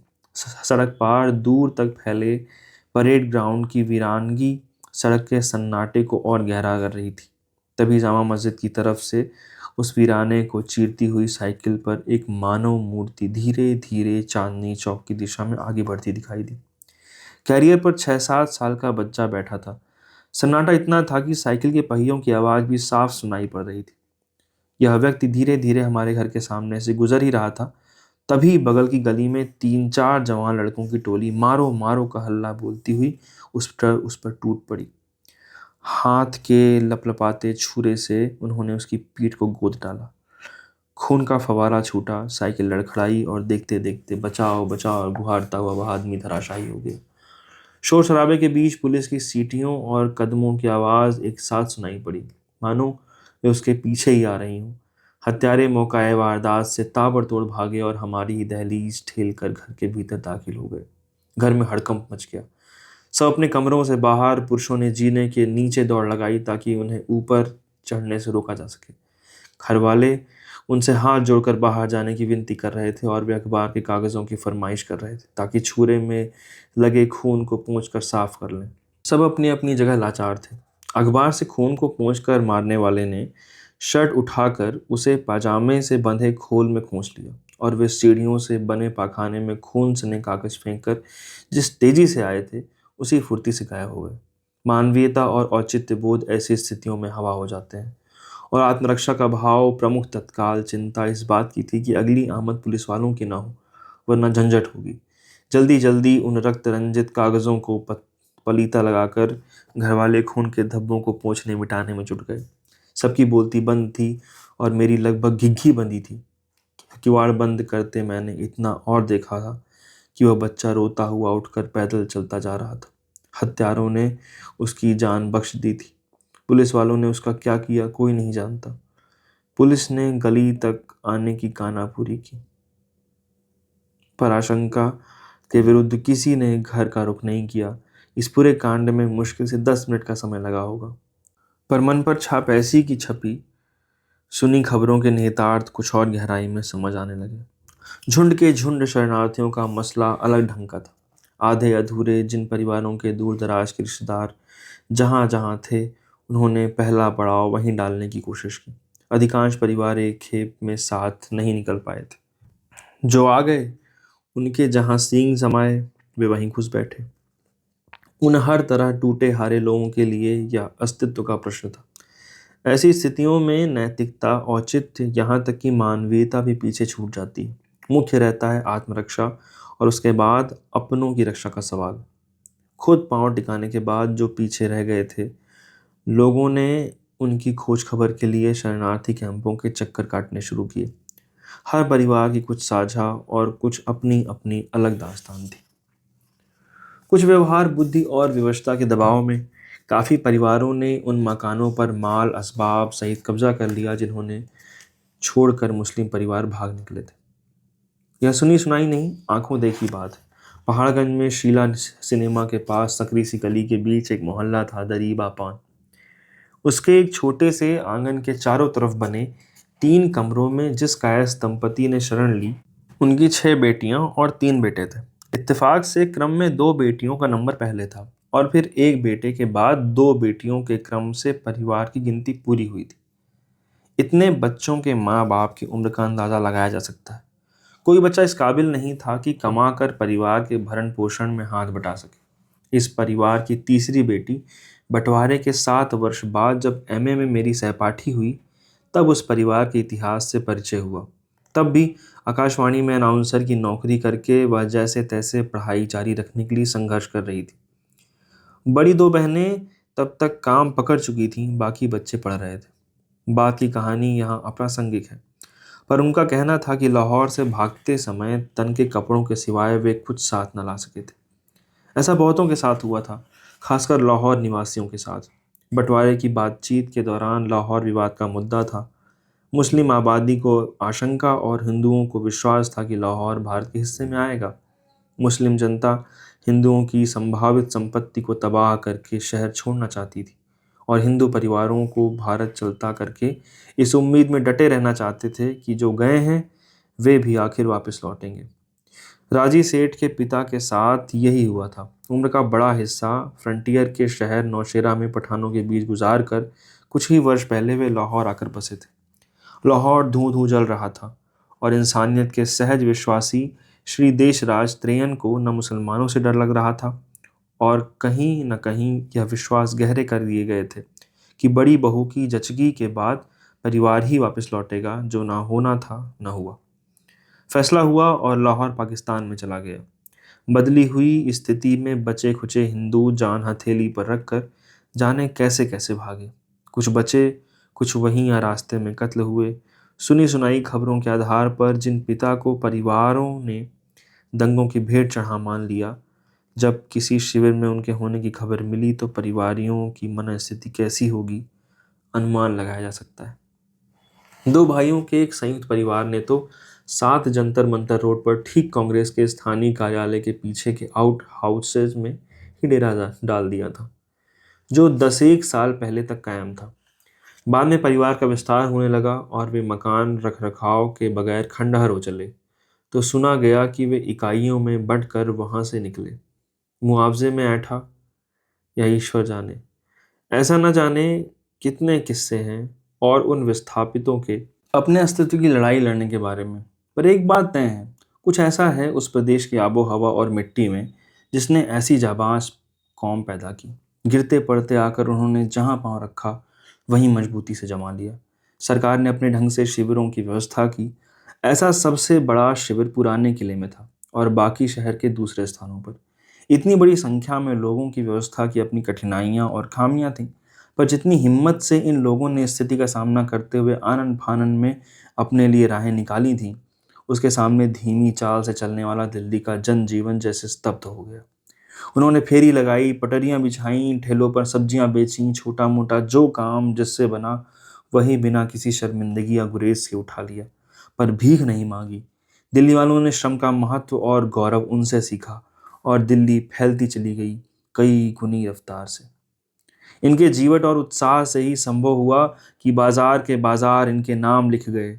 ऐसी पहली बड़ी मार्केट चांदनी चौक के लाल किले वाले सिरे पर बनी लाला लाजपत राय मार्केट है, जिसे कई वर्षों तक रिफ्यूजी मार्केट भी कहा जाता रहा। इस नाम पर उन्हें कोई ऐतराज ना हुआ। जिनकी वह पहचान कराता था, ना उनके पास इसकी फिक्र करने की फुर्सत थी, ना ही उनके फकड़ाना मिजाज और सेहत पर इस बात का कोई असर पड़ता था। पर खास बात यह थी कि देखते ही देखते इस मार्केट ने चांदनी चौक के व्यापारियों की बत्ती गुल कर दी। कपड़े, बिजली के सामान और खाने पीने की खेखे नुमा छोटी बड़ी दुकानों पर इतनी भीड़ लगने लगी कि चांदनी चौक बदरंग हो चला। इधर जामा मस्जिद से चांदनी चौक तक परेड ग्राउंड के किनारे किनारे पूरा साइकिल मार्केट बन गया। गरीबों की सवारी के खरीदार गाड़ियों के तुलना में कहीं अधिक होते थे। सड़क गुलजार रहने लगी। बाजार के सामने रिहायशी मकानों के लबे सड़क नीचे की मंजिलों में भी दुकानें खुल गईं। फर्क इतना था कि इधर पुराने व्यापारी और उधर तथाकथित रिफ्यूजी, इधर थोक बाजारी और उधर खुदरा व्यापार। विस्तार उतने पर ही नहीं रुका। नए इलाके, नए बाजार नई जनसंख्या के लिए बने और आबाद होते गए। यमुना पार, गांधीनगर और कृष्णा नगर, उत्तर दिल्ली में किंग्सवे कैंप, विजयनगर, रूपनगर, कमला नगर, शक्ति नगर, सराय रोहिल्ला, करोल बाग की तरफ पटेल नगर ईस्ट और वेस्ट, और नई दिल्ली की तरफ यूसुफ सराय, ग्रीन पार्क, विनय नगर, सरोजनी नगर, नेताजी नगर जैसी तमाम बस्तियां इन नई संख्या को आबाद करने के दबाव से ही आगे पीछे बनती चली गईं। यह बात अलग है कि इस अवसर का बहुत से पुराने शहर के निवासियों ने भी लाभ उठाया और वे भीड़ भाड़ से निकलकर खुले हवा, पानी और सुविधाओं का हिसाब लगाते हुए इन बस्तियों में जा बसे। चुनाव सबने अपनी अपनी हैसियत के हिसाब से किए। नतीजतन दिल्ली में कई तरह के बाजार, कई तरह की बस्तियां और कई तरह की संस्कृतियां बनती फैलती चली गईं। ध्यान से अध्ययन किया जाए तो बड़े दिलचस्प नतीजे सामने आएंगे।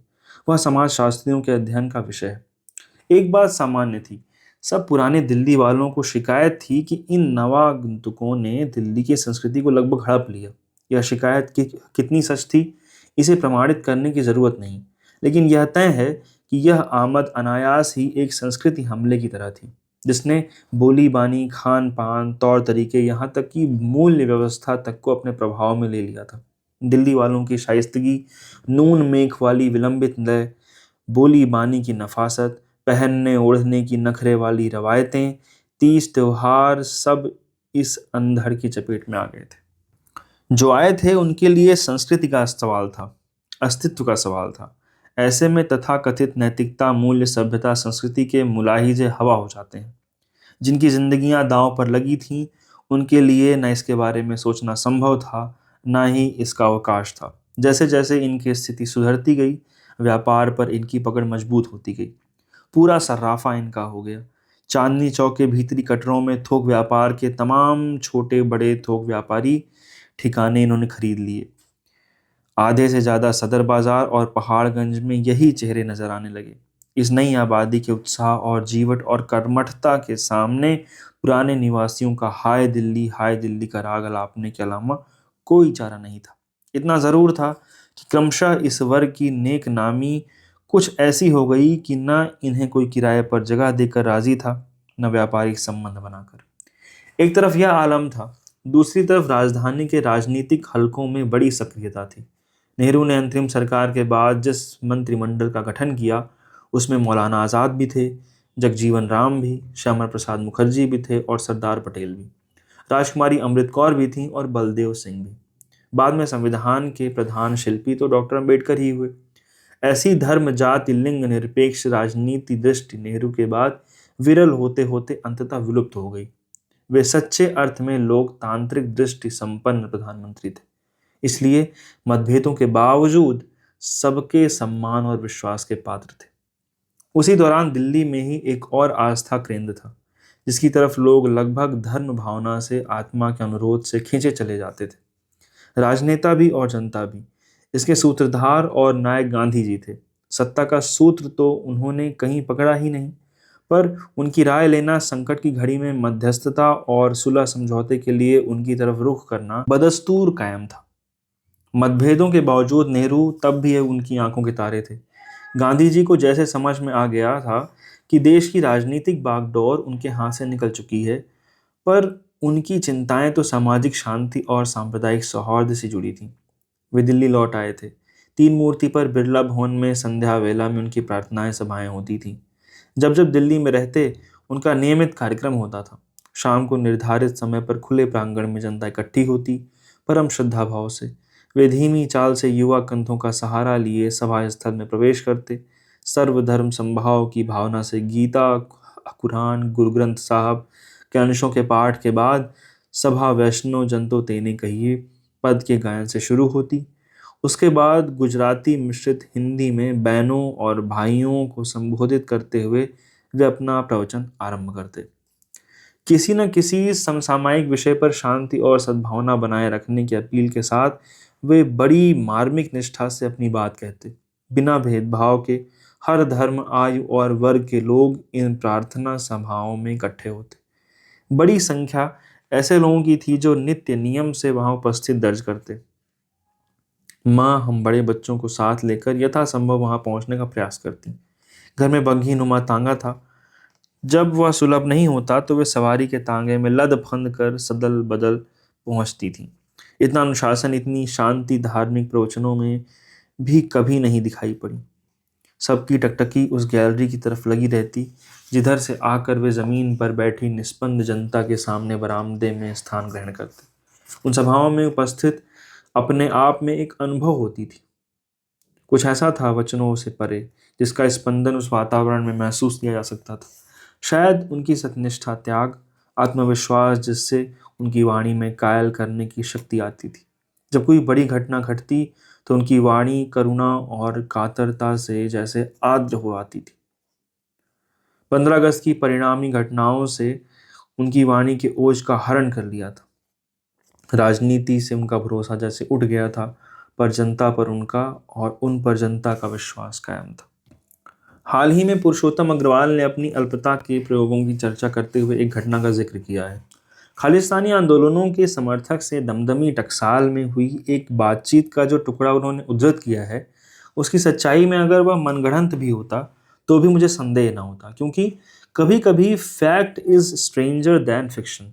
पुरुषोत्तम ने बताया कि बातचीत के दौरान उन लोगों के बीच से जो बड़े सलीके से यह समझाने की कोशिश कर रहे थे कि खालिस्तानी आंदोलन के लिए हिंसा और आतंकवाद क्यों अपरिहार्य है, अचानक बिना किसी पूर्वापार क्रम का भूमिका के एक सज्जन बोले, वैसे जी एक बात है, अगर गांधी जी होते तो पंगा सुलझ जाता। पूछने पर उन्होंने खुलासा किया, देखो जी, ऐसा है कि अगर वे होते तो सारे आतंकवाद और सारी गोलीबारी के बावजूद आते और अमृतसर में भूख हड़ताल पर बैठ जाते। पुरुषोत्तम ने इस घटना पर टिप्पणी की कि मेरे लिए यह एक आध्यात्मिक अनुभव था। मुझे न इस घटना पर आश्चर्य हुआ न सुनाने वाले की टिप्पणी पर। मुझे लगा कि जरूर उस कहने वाले ने कभी गांधी जी की प्रार्थना सभा में अपनी उपस्थिति दर्ज की होगी। वहां होना एक आध्यात्मिक अनुभव होता था। जिसने यह वाणी सुनी, जिसने उनके मौन के क्षणों में शिरकत की, वही सत्य पर आधारित उस नैतिकता की शक्ति को समझ सकता है जिसके कारण आज भी लगे रहो मुन्ना भाई जैसी फिल्म जनता जनार्दन में इतनी स्फूर्ति, इतनी अनुगामिता भर सकती है। जिनकी समझ में यह बात तब ना आती थी, ना अब आती है, उन्हीं के बीच से वे गोली दागी गई थी जिसने 30 जनवरी 1948 में उनके प्राण हर लिए। यह बात अलग है कि गोली चलाने वाले ने भी यह हरकत करने से पहले उनके चरण छूकर उन्हें प्रणाम किया। यह व्यवहार उस शक्ति और वाणी की अमोघता का स्वीकार था जिसका प्रतिरोध गोली जैसे जड़ साधन से ही संभव था। सारे तर्क और वाग्मिता उनके मौन तक के सामने निष्प्रभ और व्यर्थ हो जाते थे। रेडियो से खबर फैलते ही पूरे शहर में मौत का मातम छा गया। सारे पैर बिरला भवन की तरफ दौड़ रहे थे। रूंधे कंठ से नेहरू ने देश को संबोधित किया, द लाइट इज गॉन। उस दिन उस प्रकाश पुंज के महाप्रस्थान से जिस अंधकार का प्रसार हुआ था, क्या आज भी उस पर पूरी तरह विजय पाई जा सकी है? सोचने की जरूरत है। गांधी जी की हत्या से दिल्ली ही नहीं, पूरा देश स्तब्ध था। सारे कान रेडियो से चिपके थे और घटना के संभावित कारणों के बारे में अटकलों का बाजार गर्म था। आम जनता के लिए यह कल्पना नीत था कि कोई उन्हें हिंदू विरोधी मानकर यह कदम उठा सकता है। गोली लगते ही गांधी जी तो धराशायी हो गए। सभा में मौजूद जनता की तात्कालिक प्रतिक्रिया यह भी हो सकती थी कि उन्हें मरने वाले को वहीं घेर कर वारा न्यारा कर देती, पर ऐसा कुछ नहीं हुआ। न गोडसे ने भागने की कोशिश की, न उपस्थित जनता ने उसके साथ हिंसक व्यवहार करने की। वह वहीं सिर झुकाए अपनी गिरफ्तारी की प्रतीक्षा करता रहा। अगर वहां एकत्र भीड़ ने उसकी उपस्थिति को अहिंसक भाव से सहा तो इसका अर्थ न उससे सहमति थी, न सहानुभूति। ज्यादा से ज्यादा किम कर्तव्य विमूढ़ता हो सकती थी। पर मुझे इस स्थिति में कहीं न कहीं उस माहौल की भूमिका दिखाई पड़ती है जो उन प्रार्थना समाजों और सभाओं में अनायास पैदा हो जाता था। उनके अंतिम संस्कार के दृश्य से भारतीय जनमानस फिल्मी रीलों के माध्यम से भली भांति परिचित। कहने लायक बात इतनी ही है कि वह मानव समुद्र जो उमड़ पड़ा था, प्रायोजित नहीं था। अंसारी रोड के पिछवाड़े के मकानों की छतों पर तिल धरने की जगह नहीं थी। भीड़ में लोग अपने पांव पर चल कर नहीं, अगल बगल की रेल पेल में निराधार कहीं से कहीं पहुंचे जा रहे थे, जहां से कुछ भी देखा जा सकता था। उन पेड़ों पर जनता ने बनमानुसों की तरह जगह बना ली थी। तमाम डालें बोझ न उठा पाने के कारण आसीनों को नीचे लिए आ रहे। रोना धोना अपनी जगह। पूरी दिल्ली के सभी रास्तों का एकमात्र गंतव्य था राजघाट। धीरे धीरे माहौल से मातम का साया छटता गया। काफी समय राजघाट पर देश भर के लोग तीर्थ यात्रा के भाव से आते रहे। पूरे विश्व ने इस हादसे को मानवता के लिए बहुत बड़ी शक्ति के रूप में देखा। गांधी सही अर्थों में युग पुरुष थे। विश्व के किसी भी राजपुरुष ने भारत आने पर राष्ट्रपिता की समाधि पर श्रद्धा अर्पित न की हो, ऐसा नहीं हुआ। केंद्र में जब जब नई सरकार बनी, मंत्रिमंडल के गठन के बाद राजघाट पर कर्तव्य बोध से श्रद्धा अर्पित करने की परंपरा का निर्वाह करना सबसे जरूरी समझा। यह बात अलग है कि मतभेदों के निपटारे के लिए एक विश्वसनीय प्रेरणा स्रोत का अभाव उन्हें जरूर सालता होगा जो सत्ता की बागडोर थामे थे। राजधानी में स्थितियां 2-3 वर्षों में सहज हो चली। जो विभाजन की त्रासदी के कारण आफत के मारे आए थे, वे तो आबाद हो ही गए। उनके अलावा तमाम दूसरे भागों से बड़ी संख्या में लोगों ने रोजी रोटी की तलाश में राजधानी की तरफ रुख किया। एक काफिला राज्यसभा और संसद सभाओं का भी था। दूसरी खेप केंद्र के अधीन विभिन्न मंत्रालयों में काम करने वाले अलग अलग स्तर के सरकारी कर्मचारियों की थी। बड़े पैमाने पर इनकी आवासीय व्यवस्था का प्रश्न था। देखते देखते नॉर्थ और साउथ ब्लॉक में नीचे की तरफ दाएं बाएं दूर तक मंत्रालयों के लिए तरह तरह की इमारतें खड़ी हो गईं। नॉर्थ और साउथ एवेन्यू में 2 मंजिले फ्लैट बन गए, जिनमें संसद सदस्य एक होता था, दुम छल्ले अनेक। परिवार सबके साथ नहीं आए, पर उनके स्थानापन्न रिश्तेदार और इलाके के सेवादार अच्छी खासी संख्या में इनमें पड़े रहते थे। कुछ वर्ष बाद इन लोगों में से कुछ ने आवंटित घरों और गैरकानूनी रूप से किराए पर देकर उसमें एक कमरा अपने लिए रोक लिया। अधिवेशन के दौरान वे वहीं विराजते, दरबार लगाते और किराएदार परिवार उनमें खान पान की व्यवस्था कर दिया करता था। ध्यान देने की बात यह थी कि इन तमाम इमारतों की वास्तुकला की तुलना साम्राज्यवादियों की देखरेख में बनी ल्यूटन की दिल्ली से करने पर निराशा ही होती है। भारत के पहले प्रधानमंत्री राजपुरुष ही नहीं, संस्कृत पुरुष भी थे। उनकी एक नज़र देश के विदेश नीति और आर्थिक विकास पर रहती थी और दूसरी संस्कृति के संरक्षण और प्रोत्साहन पर। उनके इस लगाव का प्रमाण है उनकी सुविख्यात रचना भारत की खोज, जो भारत के सांस्कृतिक इतिहास का बेहतरीन आख्यान है, जिसकी रचना वे देश के गुलाम रहते कर चुके थे। यह बात अलग है कि उनकी कूटनिरपेक्षता पर आधारित विदेश नीति और विज्ञान व तकनीकी विकास पर आधारित अर्थनीति समय समय पर मतभेद और विवाद के विषय रहे। अपनी इस मानसिक बनावट के अनुरूप उन्होंने नाम की नींव डाली। बांडुंग कॉन्फ्रेंस करके पंचशील के झंडे के नीचे विश्व के पूर्वी देशों को एकजुट करने का प्रयत्न किया।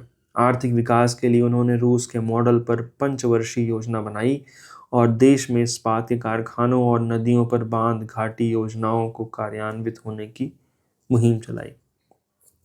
इसी के समानांतर कलाओं के प्रोत्साहन के लिए साहित्य, संगीत, नाटक और चित्रकला को ध्यान में रखकर दिल्ली में साहित्य, संगीत, नाटक और ललित अकादमियों की स्थापना हुई।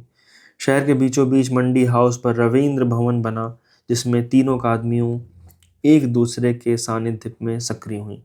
यह महज संयोग नहीं है कि जवाहरलाल नेहरू ने स्वयं साहित्य अकादमी के पहले अध्यक्ष का पद संभाला। यह तथ्य देश के प्रथम प्रधानमंत्री की मानसिक बनावट और सांस्कृतिक रुझान को समझने की दृष्टि से महत्वपूर्ण है। उन्होंने इन अकादमियों का प्रशासनिक तंत्र भी इस ढंग से बनाया कि इनकी दैनंदिन